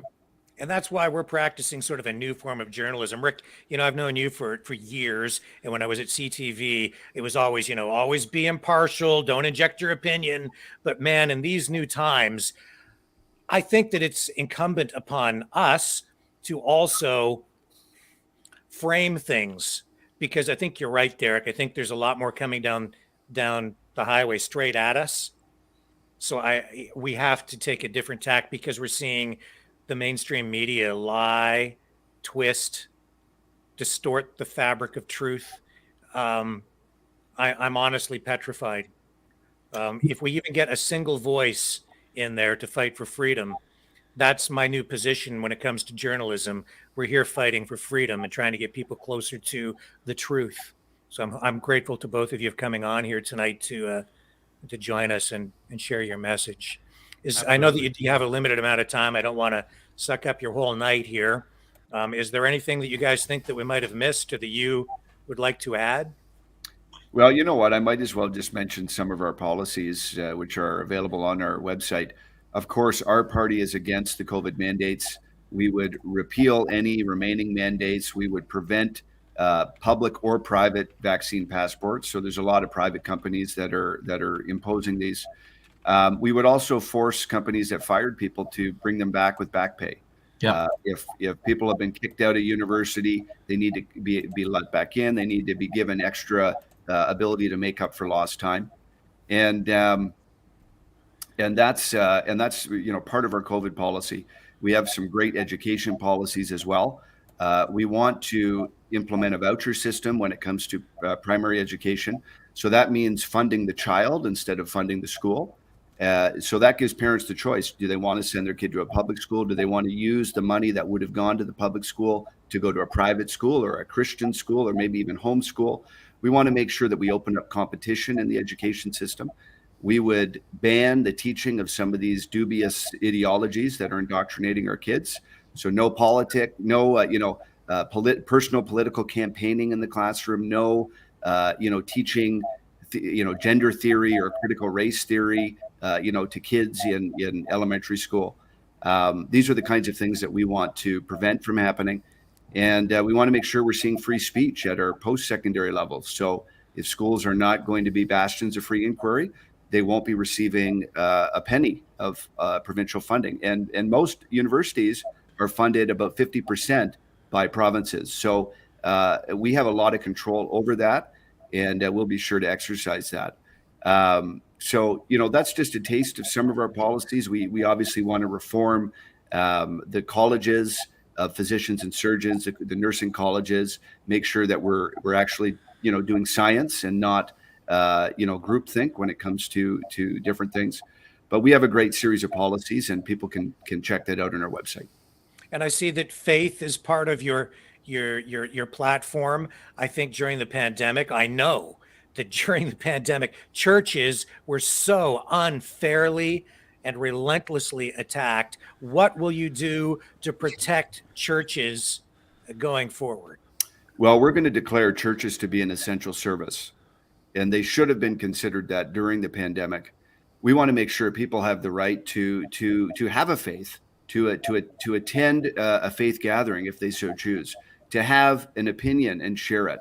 We want to make sure that we protect those fundamental rights that Canadians have and Ontarians have. And we also want to recognize the importance that faith has played in the founding of our nation and in the lives of so many Canadians. It's up to every individual how they want to act on that. And of course, we're not going to be telling people how to do that. But for those who want to, we want to make sure the door is wide open for them to participate in those activities that bring so much meaning to so many of us.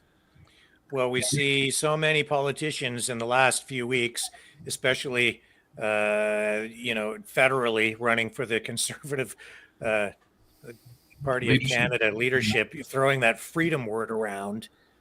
But I have to tell you, Derek, you've been there from the beginning. I look at that, right? When this whole pandemic thing started, you've been consistent. You were one of the few right there at the very beginning with the foresight, the wisdom to call all this stuff out. And I salute you for that, sir. Thank you very much, Rick. Yes, that makes you a total maverick, and you as well, Rick Nicholls, for standing up against vaccine mandates at Queen's Park Legislature in Ontario. So from the top doesn't mean we might not ask you the odd tough question, but I do appreciate what you've done. You did put it on the line. And I saw the video of the police officer delivering a ticket to your front door at one point. So, yeah, you've earned your stripes. Rick, if I could just add, and Derek kind of touched on this, but he talked about freedom of expression, but also conscious rights. One of the things that, we would really fight for is the fact that, the Hippocratic Oath is do no harm. And yet, doctors through the CPSO, correct me if I'm wrong, Derek, but through CPSO, the College of Physicians and Surgeons, have said that if a person wants to be euthanized, then you have to do it. And if you don't do it, then you have to refer that person to somebody else, which kind of makes, from a doctor's perspective, it makes them an accessory to crime, that they don't want anything to do with it at all. And we would fight that for doctors, because that's again, do no harm. And yet somebody somewhere, CPSO, and there, I had a discussion with. You're talking about the assisted suicide? Yes, bill? sir. Yeah. Yeah. Oh man. Yeah, I've got a personal thing going on with that. Someone I know, and I'm disturbed by this. Sorry, I didn't mean to interrupt you, but my God. Yeah, and what I'm saying to this is that we would doctors shouldn't be forced. They should not be forced to do something against their will, against their conscience, and let it be at that. There are others that would, for a coffee, they do it, so to speak. And we know that CPSO is extremely corrupt. I've had those discussions even as recent as today with some other people up in the Toronto area. Going after CPSO and going after their Dr. Whitmore, who is a obstetrician, but she also is being very cautious.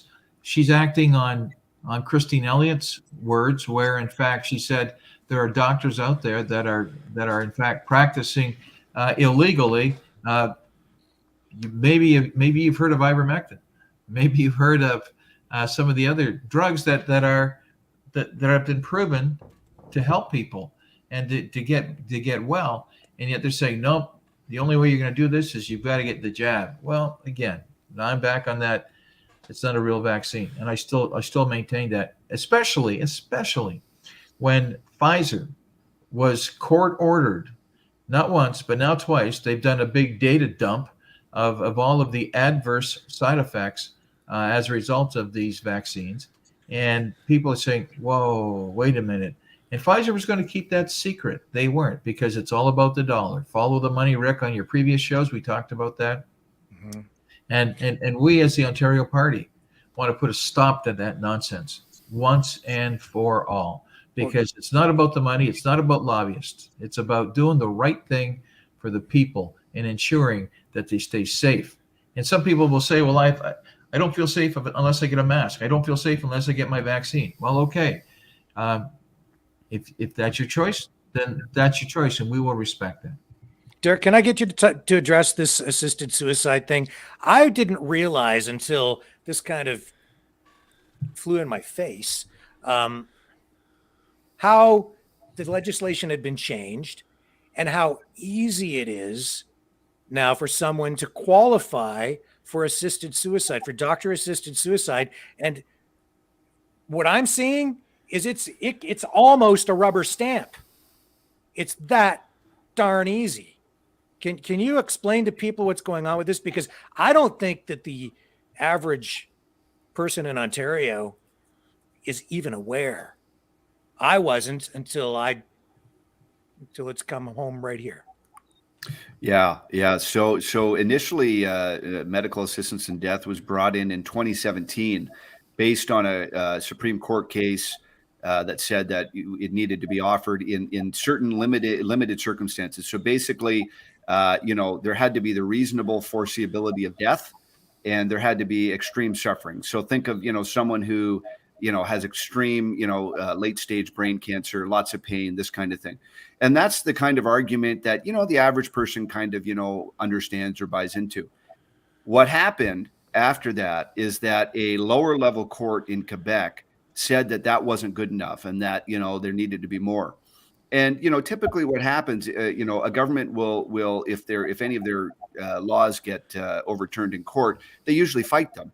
They usually defend those laws, and they usually, bring it up the ladder to the Supreme Court, because you can get, bizarre rulings sometimes at the lower levels. So the federal government didn't defend the ruling at all. And the ruling basically was set to expire a year later. And so then in a panic, they said, the court says we have to have a new ruling, so we need to have a new law. So without any real reason, they brought in a new expanded law that, once it went through the Senate, basically now there is a component in this that would allow assisted suicide for mental illness. So basically you're not dying, you're not in severe pain, but you just don't feel good, psychologically. So that is coming soon. That there was a 2-year stop on that, but the Senate added that into this new bill, and but it also took away reasonable foreseeability of death. It took away a waiting period, like a cooling off period. So now we have same day death possibility, right? You don't have to be death does not need to be reasonably foreseeable, and you also have a lot of doctors, anecdotally, that are willing to rubber stamp a request. So it's seemingly very easy. And, at the time, a lot of physicians groups were fighting against this, particularly those related to groups representing disabled people, because there's a lot of disabled people who have a serious irremediable condition, but they're living fine and they're nowhere near death.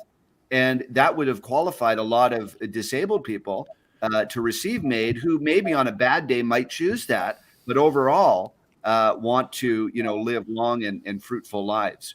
So they did do that. They added that in, and it's unfortunate. They did it based off of an extreme view of personal autonomy, which frankly is hypocritical, because on one hand they're saying that almost anybody anywhere at any time should have the right to die, but you must wear a mask and take 1,000 vaccines and, shut your business down. So, they're ridiculously hypocritical.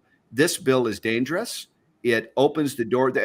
there were so many touching testimonies of people who, one woman I remember, she had an accident, she became a paraplegic, and she said, in the first couple of years she was so depressed, but she was able to work through that, and now she's, a mom and doing all these great things with her life.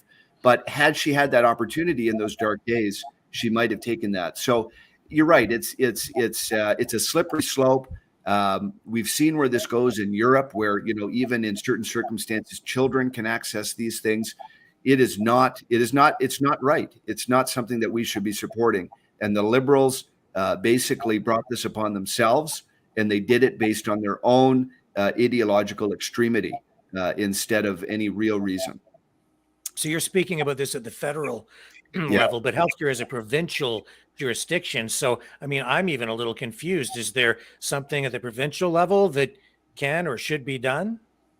Well, I think there's lots of things to be done. Obviously one of those things is making sure that doctors are not forced to be involved in it.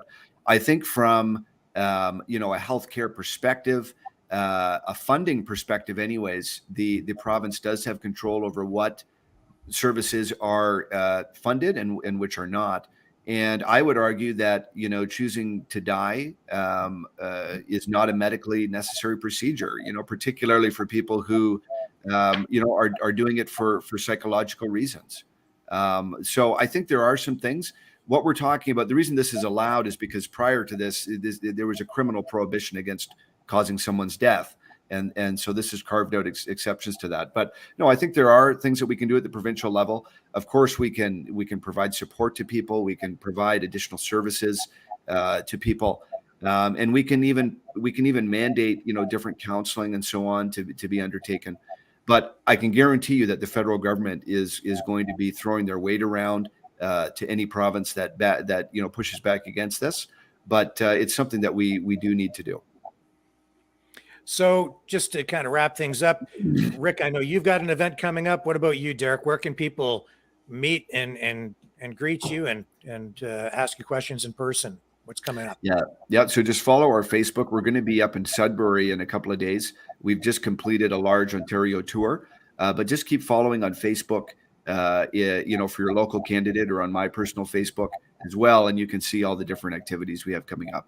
And so, sign up for our email if you haven't done so already. We always, send out emails to different areas.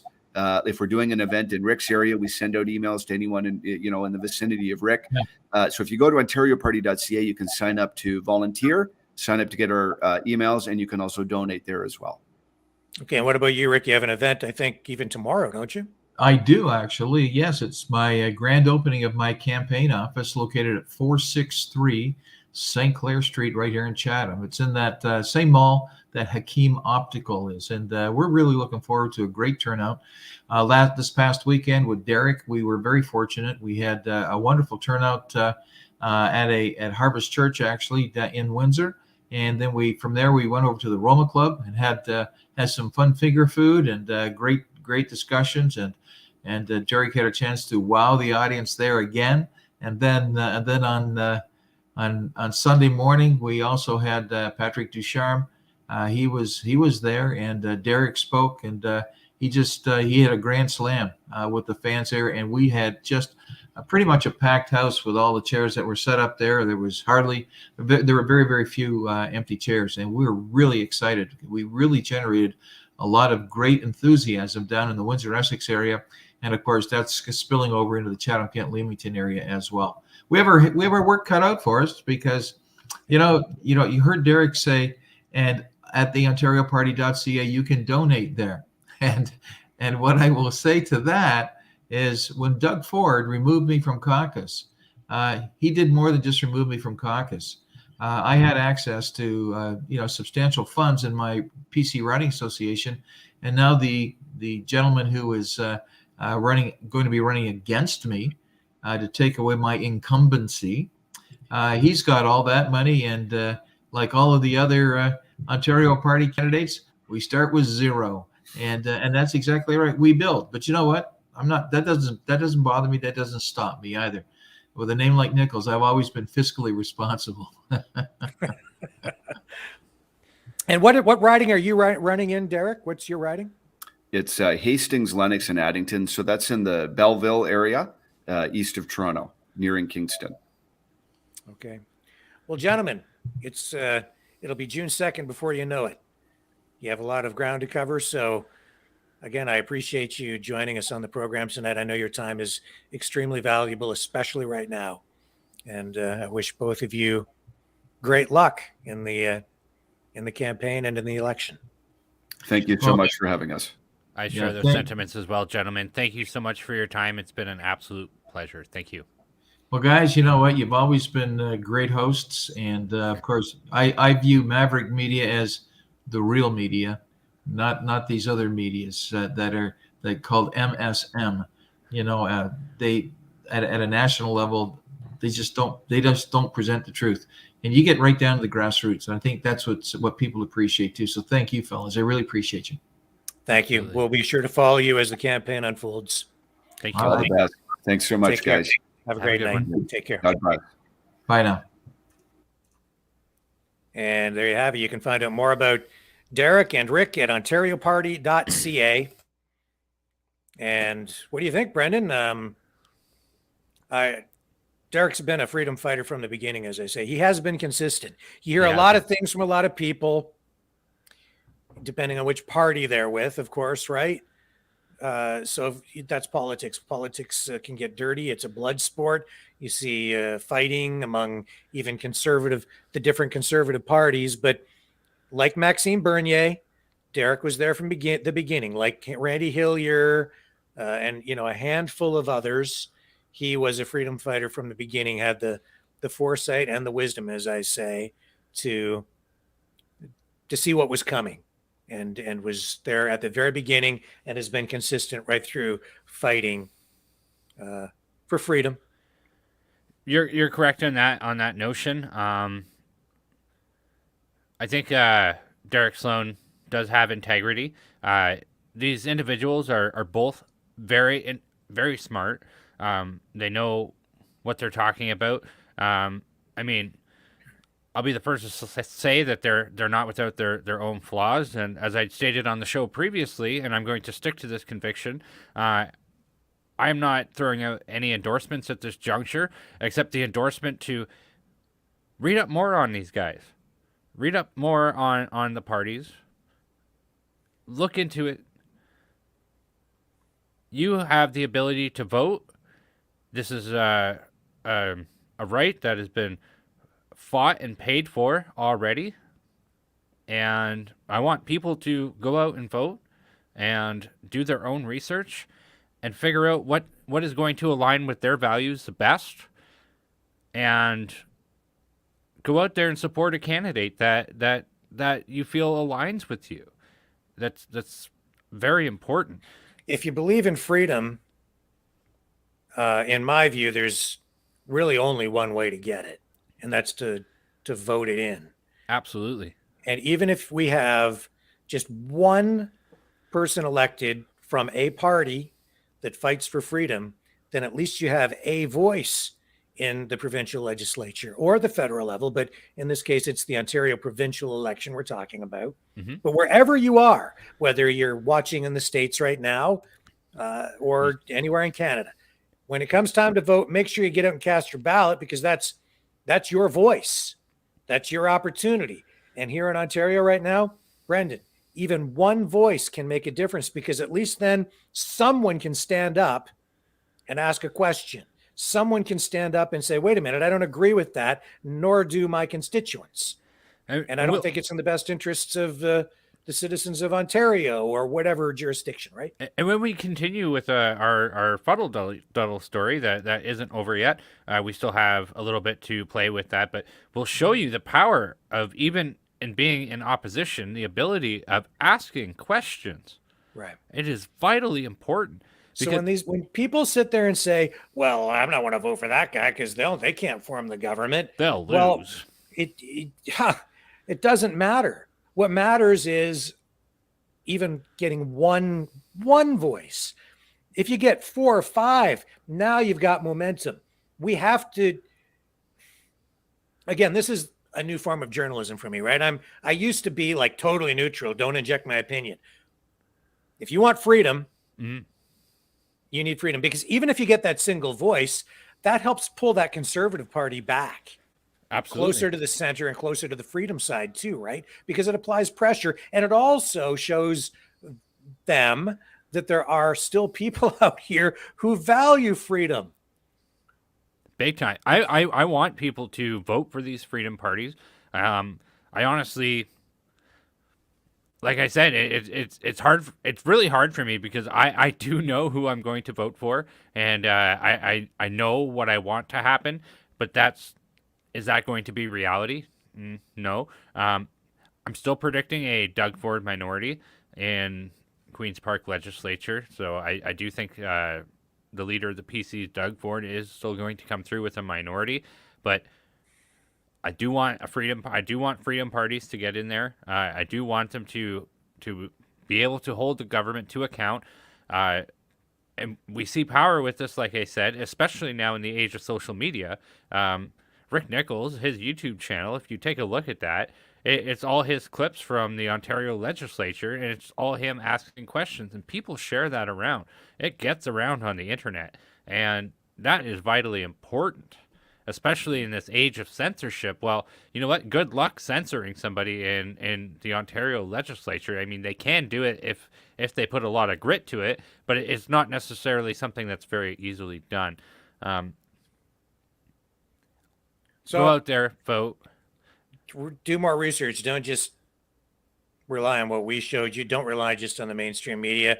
Fill your head with information. Go get more. Ask questions. Go out and meet these guys. Go out and meet your local candidate wherever you are in Ontario. Find out as much as you can, and then try to make an intelligent decision. But man, honestly, what have you got to lose by voting for one of the new parties? I don't think you have anything to lose, honestly, when you look at where these other parties have led us. And don't listen to any of these false prophets who tell you, oh, well, don't cast a vote or whatever. No, that is absolute total garbage. Don't listen to people who say that. Those individuals are false prophets. They have no interest in the integrity of our nation. I was watching an interview with Chris Sky today on another video channel, and he's on there telling people again, don't bother voting. It blows my mind. I don't freaking get it. Your vote doesn't matter, he says. Well, okay. Vote anyway, okay? Because maybe it does. I think it does. It matters. I think it does. It does matter. This is a democratic right. If you don't exercise it, it can be taken away. And even if you vote for a party and the party doesn't win, who cares? That doesn't matter. I know so many people, when they vote, they want to win. It's like, oh, look, my team won. Who ever nice. That's horse crap. Don't listen to people who say that. I don't care what your feelings are on these false prophets. I'm strong in my integrity and in my understanding of politics.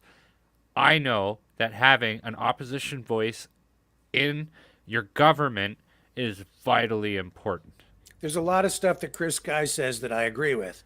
I think he's on the money with a lot of stuff. Mm-hmm. I do. But I absolutely disagree with him when he says don't bother to vote, that it's a waste of time. I don't buy that at all. You know, he says, when have we ever voted our way out of tyranny? And he says never. And then, you know, that's not the answer. The truth is, we have been voting our way out of tyranny in every election since 1867 in Canada, since 1776 in the United States, until now, because people haven't been paying enough attention. We've taken freedom for granted, and now we have tyranny. That's why we need to be paying attention to these guys, the New Blue Party, anybody that's out there fighting for freedom. Maybe there is a conservative running for provincial office that's fighting for freedom that I'm not aware of. Whatever. Educate yourself. If you value freedom and you want to fight for freedom, the best way to fight is at the ballot box. It's the best way because it's peaceful and it can lead to change. And even, as I say, one voice, just one voice. And you've said this yourself, Rick.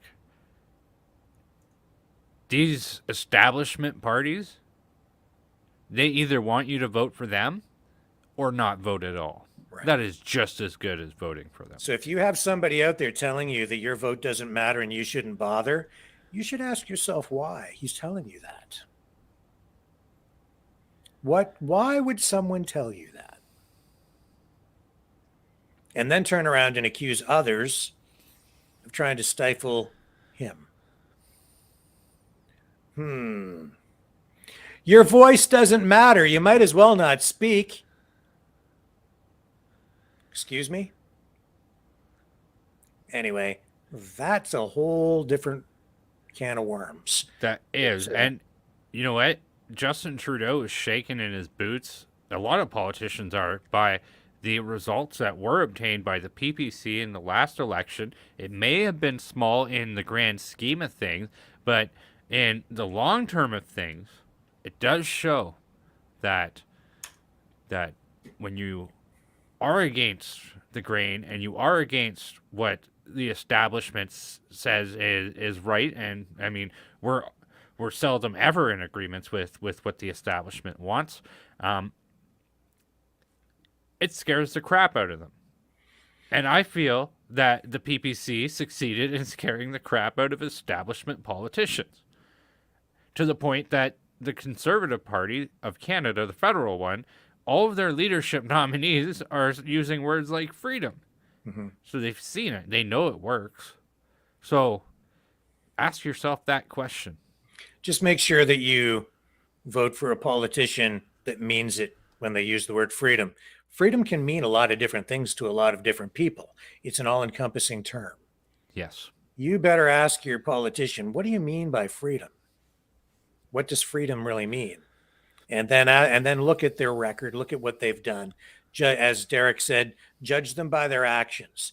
Where have they been for the past 2 years? What have they done to fight for freedom if they've had an opportunity to fight for it? Right? And Trish Hendricks puts out this very excellent metaphor. Even a small pebble in your shoe can't be ignored. Eventually, one will notice. That is very true. We've all had a small pebble in our shoe, and it's quite uncomfortable. That's right. That's exactly what we're talking about. You hit the nail on the head, girl, right there. And also, to answer Chris Sky, he says that we need united mass noncompliance, right? The best form of united mass noncompliance is to vote the bastards out. Absolutely. That's the best way. I concur. Yeah. I will always stand for a political solution, because in all of the history of the world, whenever you have a non-political solution, like a violent political solution, it ends in bloodshed of people who are involved and people who are not involved. This is evil. This is not good. This is going to lead to basically warlords and civil war. Like, just the clearest example I can point out to you is the French Revolution. Research the crap out of that, because that will scare the hell out of you. Lots of people died in that, and it's not just Marie Antoinette. It's regular people. A lot of people are dying right now in Ukraine, and we are at war here, right here. We make no mistake, we are at war. This is a war for freedom. Mm-hmm. It's not a conventional war. It's mostly an information war. That's what we're fighting right now. You have an opportunity in Ontario to go to the polls and fight on June 2nd. So you can be a warrior. Go out and cast your ballot and fight for freedom. That's the best way to do it. And I'm not using the word war lightly. I mean it. And Absolutely. That's why we're hearing even today words from the Prime Minister trying to deflect questions and question period about the use of a military surveillance aircraft. What was it doing in the air over the Freedom Convoy, the peaceful truckers? What were they doing? and deflect other questions and questions period today by using words like disinformation and misinformation, which we've been talking about for the past couple of days, because in the United States, you have this new Department of Homeland Security arm, which is engaging in censorship. People are calling it the Ministry of Truth, and it's powerful, and it has tentacles out into everything. And they're conflating in their definitions words like misinformation, disinformation, and malinformation with terrorism, basically saying that if you spread any kind of information that they deem to be information that goes against the interests of the government, you can be essentially classified as a domestic terrorist, or even an international or foreign terrorist, depending on where you preside or where you're from. Well, that just shows you when our prime minister, who has pending censorship legislation very similar in scope and style at the federal level in Bill C-11, and then he's using words like that against members of parliament, conservative members of parliament. He's accusing them of getting very dangerously close, as he put it, and we'll run that. Did we run that clip already? We haven't run it yet. We have to. So we're going to run that. Just in case people who didn't see. So before Derek Sloan and Rick Nicholls of the Ontario Party came on, we did play the incident in question. So Justin Trudeau is being accused by the official opposition, the Conservative Party of Canada, for saying the F word on the parliamentary floor. We played you the supposed clip where it did happen. Now we're going to play Justin Trudeau's reaction to the media about this, and he's quite outraged by it. This is really worth talking about. So this is, I think, is a bit of a distraction, but it is important. And then we're going to jump into where the Conservative Party got this information about the Canadian military using surveillance equipment, air equipment, on Canadian population.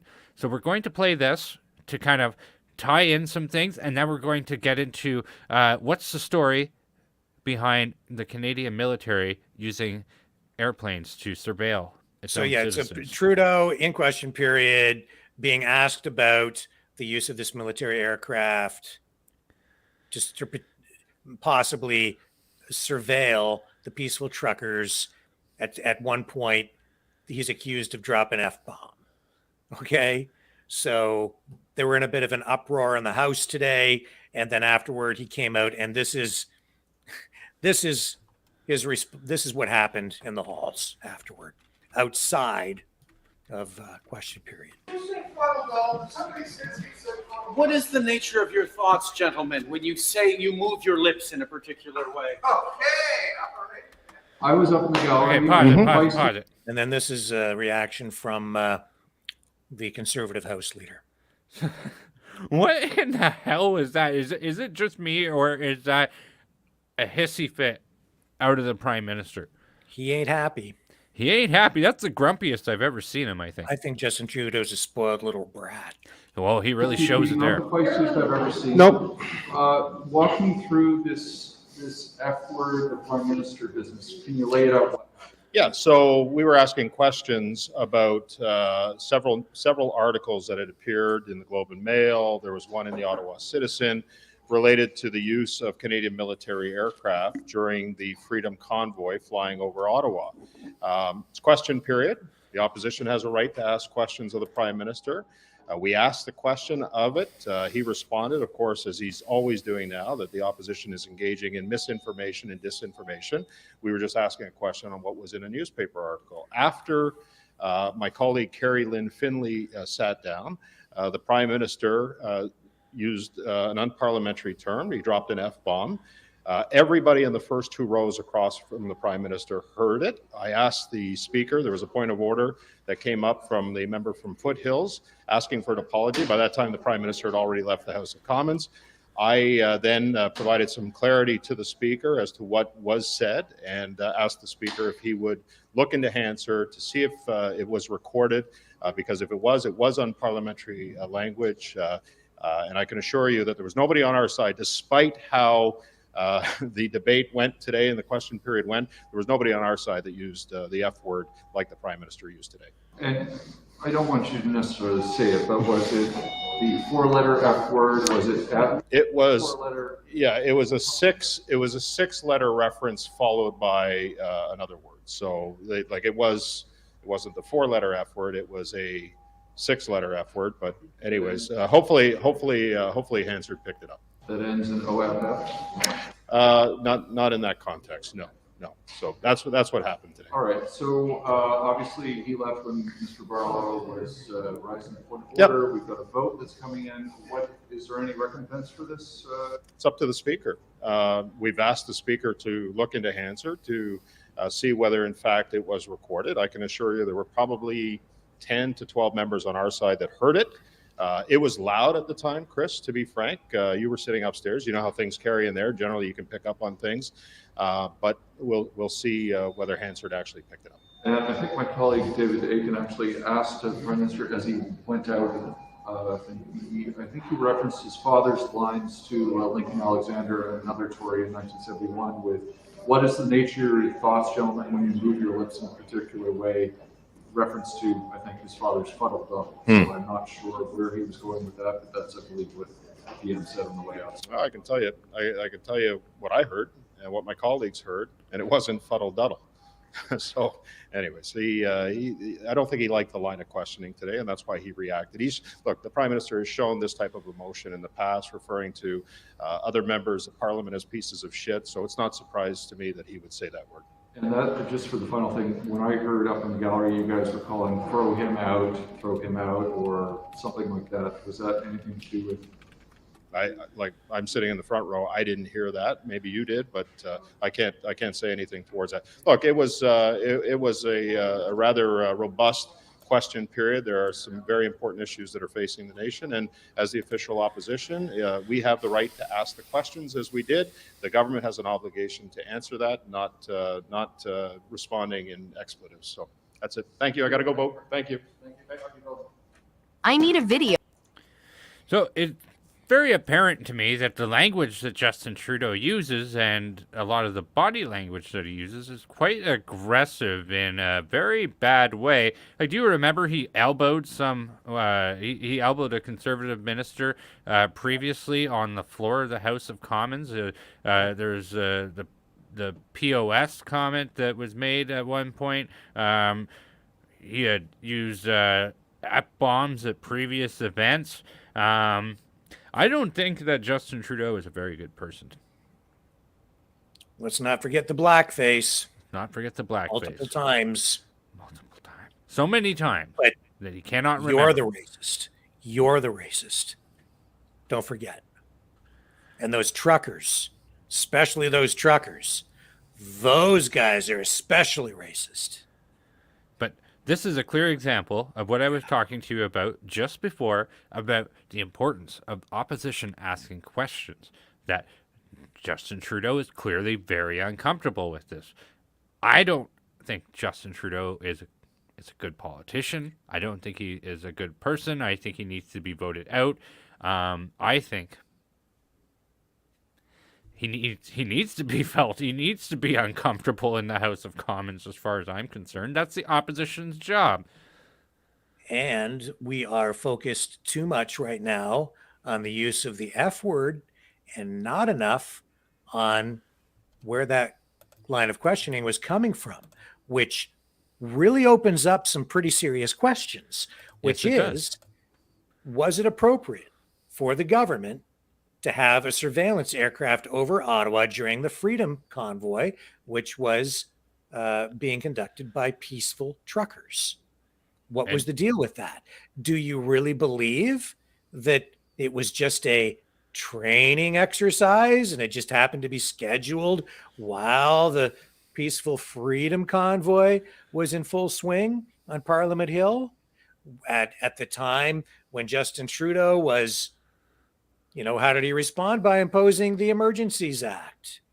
Did he use the military? And if so, was it used appropriately?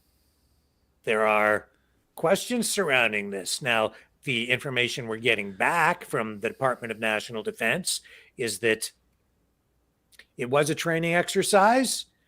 But you know what, Brendan? What are we really dealing with here? We're dealing with a government that won't reveal the true reasons behind its decision to invoke the Emergencies Act. They won't reveal it. We're having an inquiry into this right now to try to find out what the real deal was behind the decision to use the Emergencies Act. We now see this, the use of a military surveillance aircraft. And if it wasn't a training exercise and it was done under the scope or the umbrella of all these quasi sort of military type actions that were taken at the time, because using the Emergencies Act was the equivalent of imposing martial law. So what was the real deal here? Because if they did use it, they might not think that they need to reveal why or even what they found out as a result of using the surveillance aircraft, because they might be saying that this falls under national security. And so the public can't know. So this is the explanation. I mean, I don't know. Well, but I think Canadians deserve to know, and they should know. Just to highlight, Justin Trudeau announced in House of Commons during question period that this training exercise was, quote unquote, was predetermined way before any protest arriving in Ottawa back in February of 2022. Well, you know what I also find extremely convenient with this situation, Rick Walker? That the Canadian military ran a psyop and used the pandemic as an opportunity to test mind games on the Canadian people. And this is another thing the Ottawa Citizen reported on. And they said, oh, we're going to stop doing that. But then they went ahead and kept doing it anyway, with no accountability in the military whatsoever. I think that those two things are kind of connected here. Well, you see now Trudeau accusing the Conservatives who are asking these questions of getting dangerously close to using disinformation and misinformation.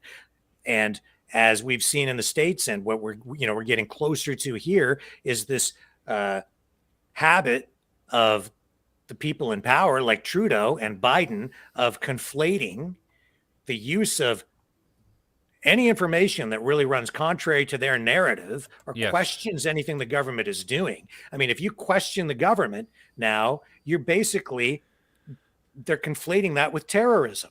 So in a way, in the House today, and that's why they got into such an uproar there, because he was indirectly sort of accusing the Conservative MPs, asking these questions of getting dangerously close to practicing something that might be, terrorism, I think, maybe. Well, that's where all that goes. That's why this Bill C-11 is so dangerous. Yes, for sure. Now, I think this article is actually not very long. I think we should examine the facts as outlined by the Ottawa Citizen.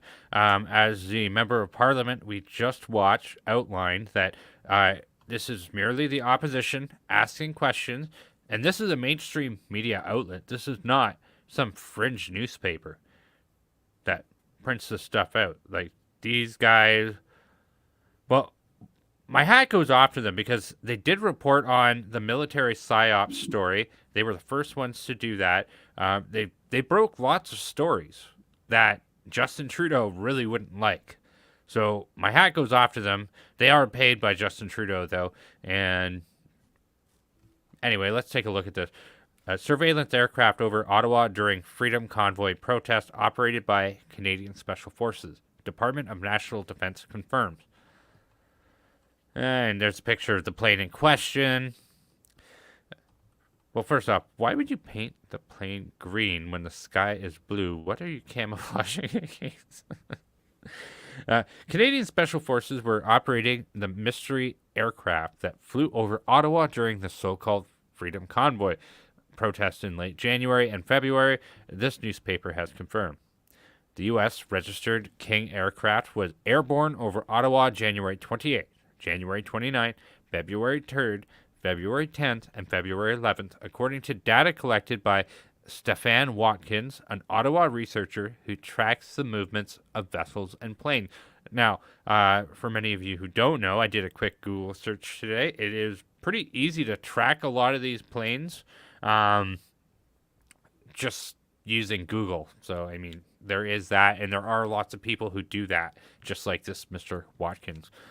For instance, on February 10th, the aircraft was flying circular patterns over Ottawa before disappearing from publicly available aircraft tracking systems, Watkins said. The flights coincided with large-scale protests held in downtown Ottawa as part of the Freedom Convoy. Protests in Ottawa demanded the government remove rules designed to prevent the spread of C-19, but other demonstrators also called for the overthrow of Canadian government. Well, that's not true. They had requested that either the government resign, which is not an overthrow, or abolish the mandate. National Defense spokesperson Dan Labotheliere acknowledged the aircraft was in use by Canadian Special Forces as part of a training mission on February 10th, but he stated the flight had nothing to do with the protest. Information wasn't available from the National Defense on who operated the plane on the other dates, but military sources said those flights also involved Canadian Special Forces. Canadian Special Forces are preparing to receive their own King aircraft outfitted with surveillance equipment and have been conducting training leading up to the delivery of those planes. Those aircrafts, the first of which is to be delivered this summer, will give the Canadian military the ability to collect data for missions overseas, at home, and the modified small passenger airplanes are outfitted with surveillance equipment, allowing for the interception of cell phone calls, radio transmission, and other communications. Electro-optical sensors would also allow crews on board the aircraft to track the movement of individuals and vehicles on the ground. The Canadian military has noted Canadian Special Forces had access to similar aircraft in Afghanistan to track targets and insurgents. La Bousselière, sorry, that's a mouthful, said Special Forces training was already planned before the Ottawa protest, and to have canceled the flight would have been wasting money. Watkins claimed that the aircraft could have flown anywhere in the Ottawa region if the situation called for regular training, but instead the plane was involved in specific flight patterns, he noted.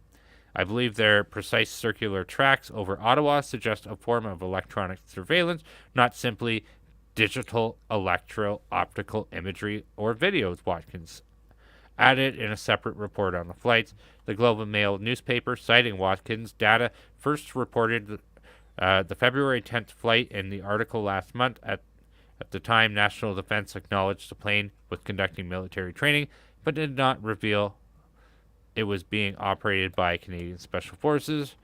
And so it goes on and on and on and on.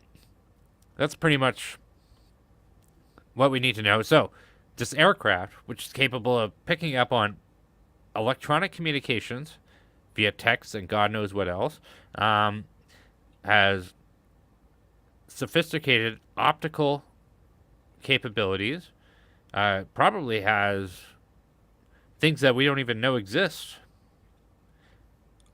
Here's the bottom line. The government was afraid. They didn't really know what was going on. They were too stupid to understand that this was an organic movement that just sprang up mostly with frustrated Canadians who are fed up with being locked down and in some cases even locked up in prison for having the wrong kind of thoughts. People were out. They wanted these mandates ended. The government didn't like it. Trudeau, being the paranoid little spoiled brat that he is, thinks that this is some attempt to overthrow his government, possibly, or at least he's going to use this as an opportunity to crush his political opponents. He pulls out this plane, possibly. He says it's a training exercise.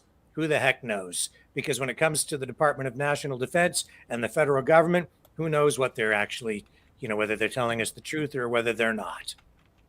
In any event, they're not really revealing why they decided to impose or invoke the Emergencies Act, which is the equivalent of the of martial law. We do know that the Senate got some information that made them take a second look at this, and it was pretty clear that the Senate was going to push back on this so that they couldn't leave it up, okay, and continue with it.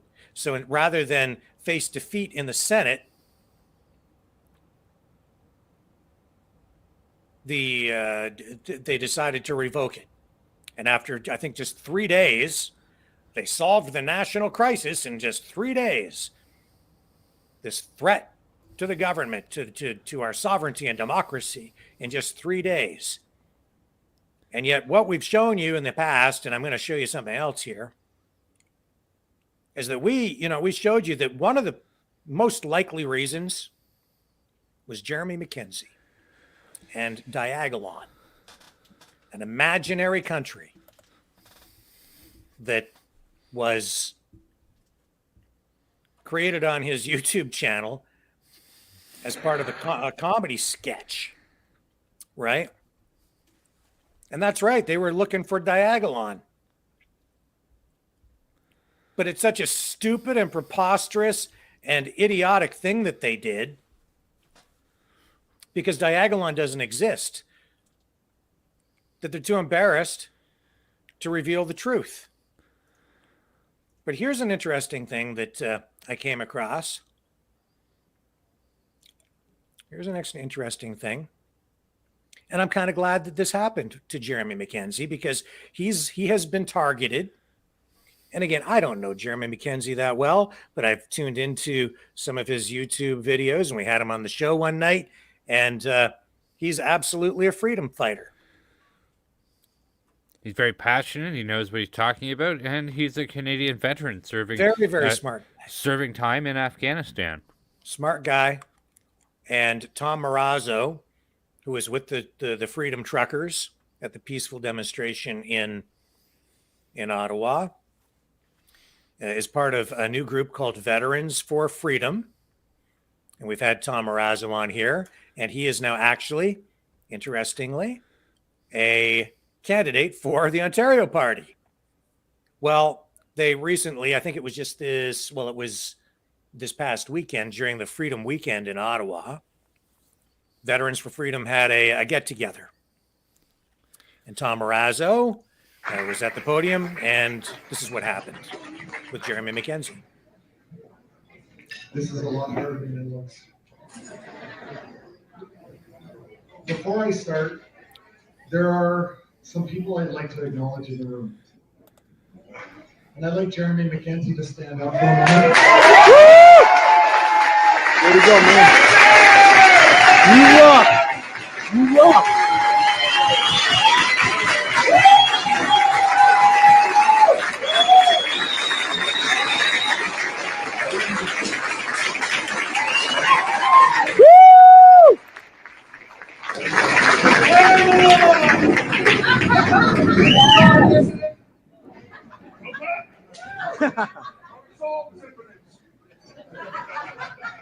We have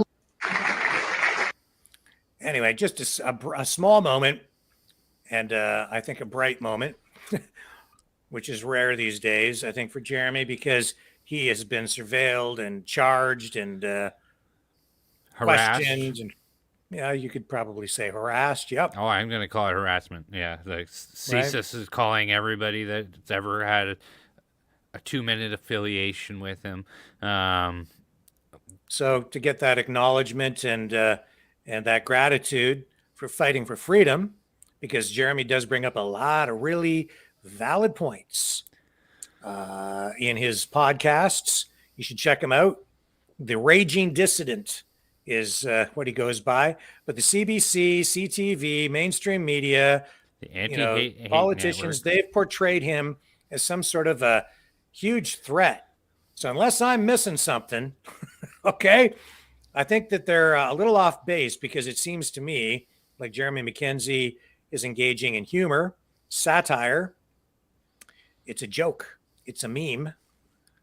And they took it so seriously that they used it as an excuse to invoke the Emergencies Act.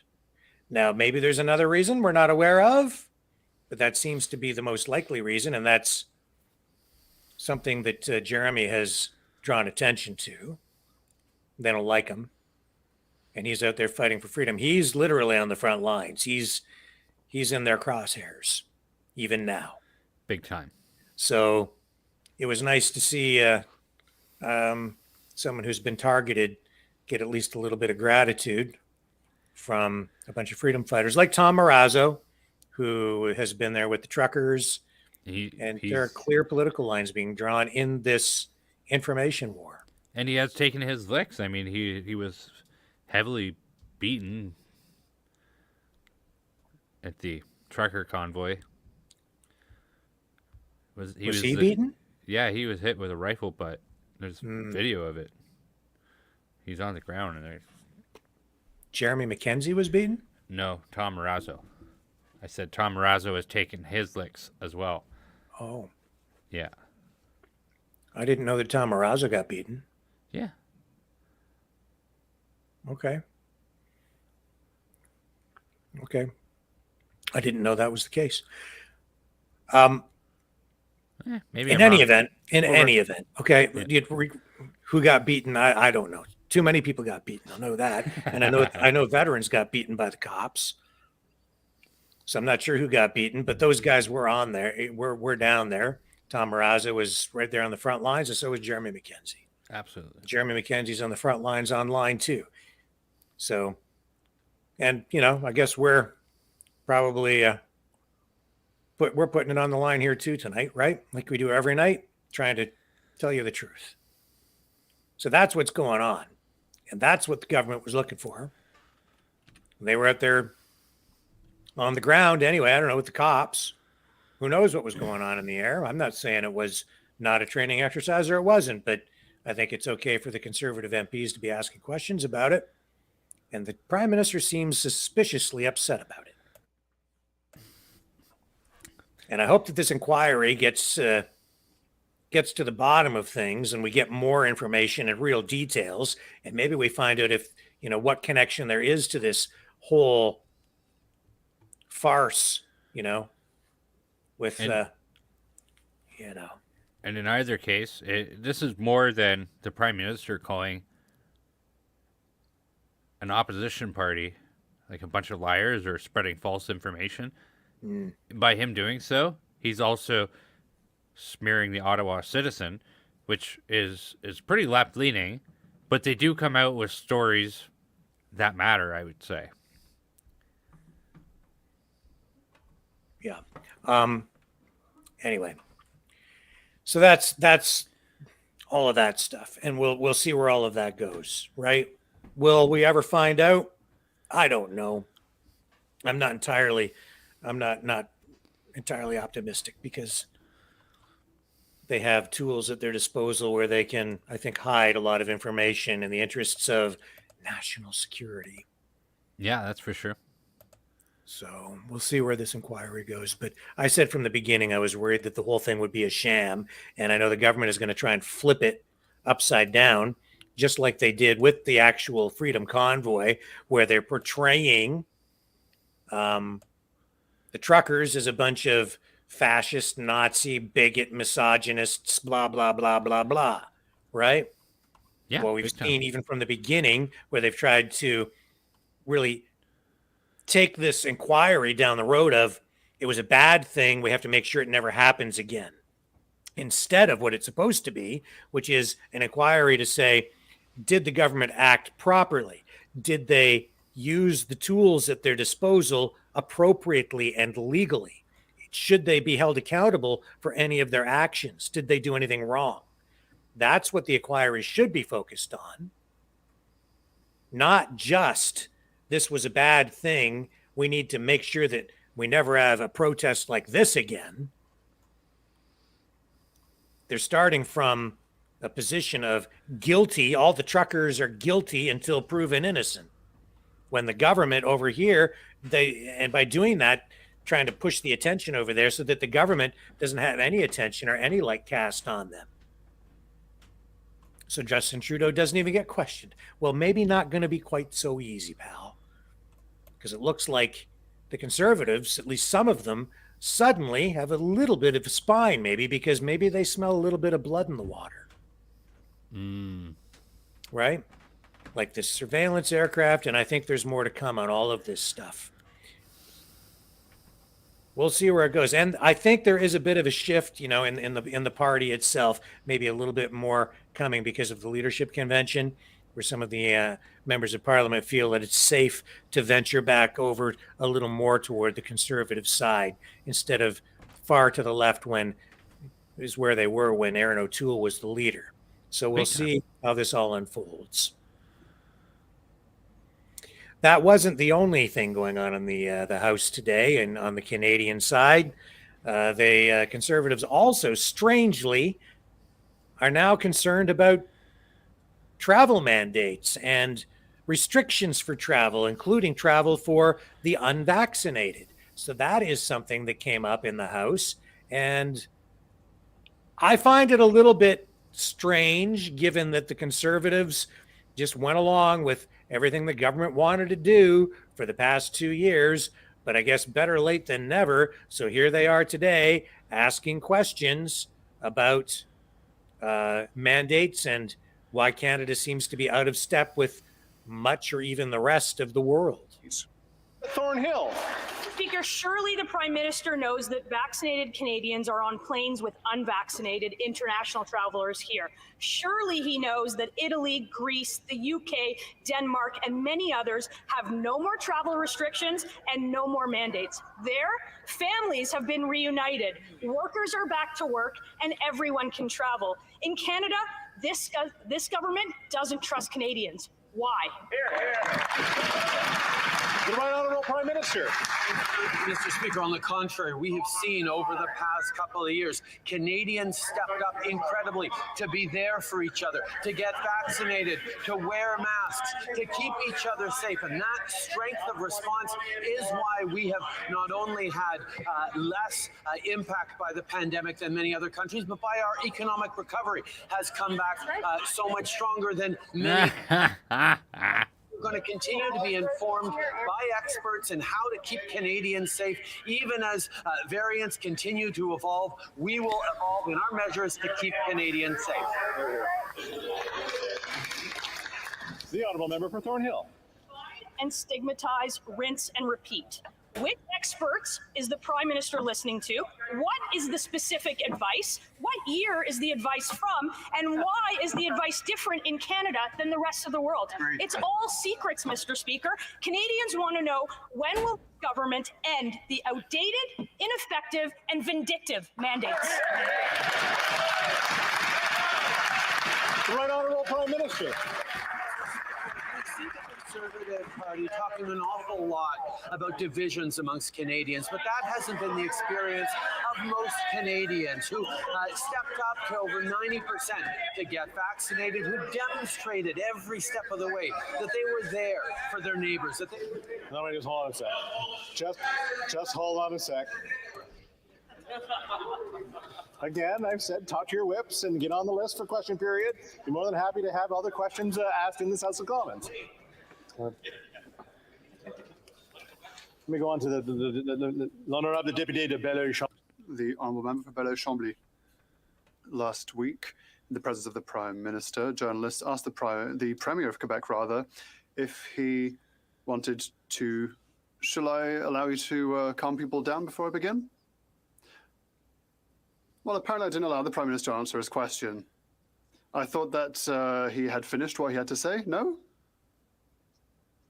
All right, we will go back to the Right Honourable Prime Minister to answer the previous question. The Right Honourable Prime Minister. Mr. Speaker, like I said, the Conservatives never miss an opportunity to try and pretend that Canadians are divided, when in fact, Mr. Speaker, Canadians were united to 90-degree vaccination rates, to pulling together for their neighbours, to following public health rules, to being there for each other. And that's why Canada pulled through better than many countries from this pandemic, why our economy is coming back so strongly. That's why we will continue to listen to experts. That's why we will continue to have Canadians' backs. Merci, Monsieur le Président. And so once again, the Honourable Member for Bordeaux-Chambly. Thank you, Mr. Speaker. Last week, in the presence of the Prime Minister of Canada, journalists asked the Premier of Quebec if he would continue to make his claims for immigration. So there you have it. Conservatives pushing back, and there was another exchange later in question period as well. But you get the idea. So now suddenly, after 2 years, the Conservatives are worried about freedom. They're worried about vaccine mandates and vaccine passports and travel mandates, and they're saying, why do we still have them here when they don't have them in other countries? Where have the Conservatives been for the past 2 years? And I guess, I don't know, man. But at least we're hearing talk like this so that we can get somewhat closer to being back to normal. It's certainly... I'm very happy to spread this because, question period is a very long, drawn-out thing, and there's usually not a whole lot of importance that happens in it. There's usually 1 to 2 highlights or exchanges that are very important out of all the question period. And that's one of them, I would say. Right there. Like that exchange is very important. I think it's just important that we're seeing a shift. Yes. I'm not exactly sure what to make of it at this point, but it's definitely a shift. Big time. Hopefully it keeps going that way and we do get back to normal. I just don't know if that's ever going to happen, though. Honestly, I don't think we're ever going back to the way things exactly were. We just need to fight. We need to fight to get things to a new place, though. And not the place where they're trying to take us. Not a new normal, not a build back better BS land, but a land where individual liberties and freedoms are respected. Again, and as I said before, in a previous broadcast, I think maybe that means a new Charter of Rights and Freedoms, at the very least, the removal of the notwithstanding clause, and maybe just revisions, like a completely revised new charter that can't be taken away from us again.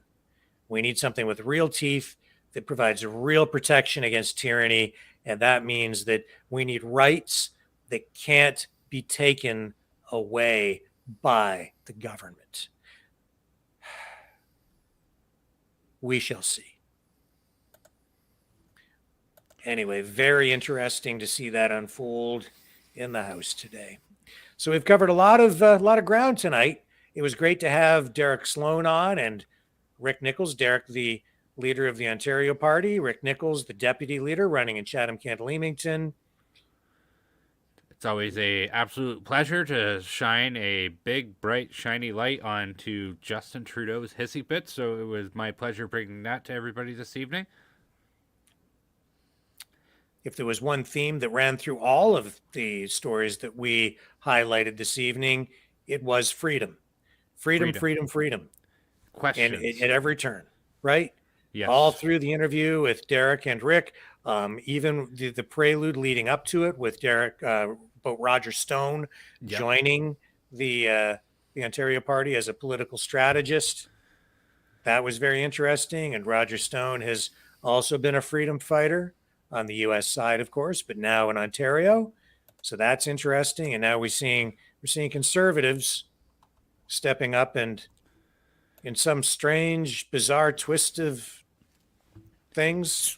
Now they're fighting for freedom too. I'll take it.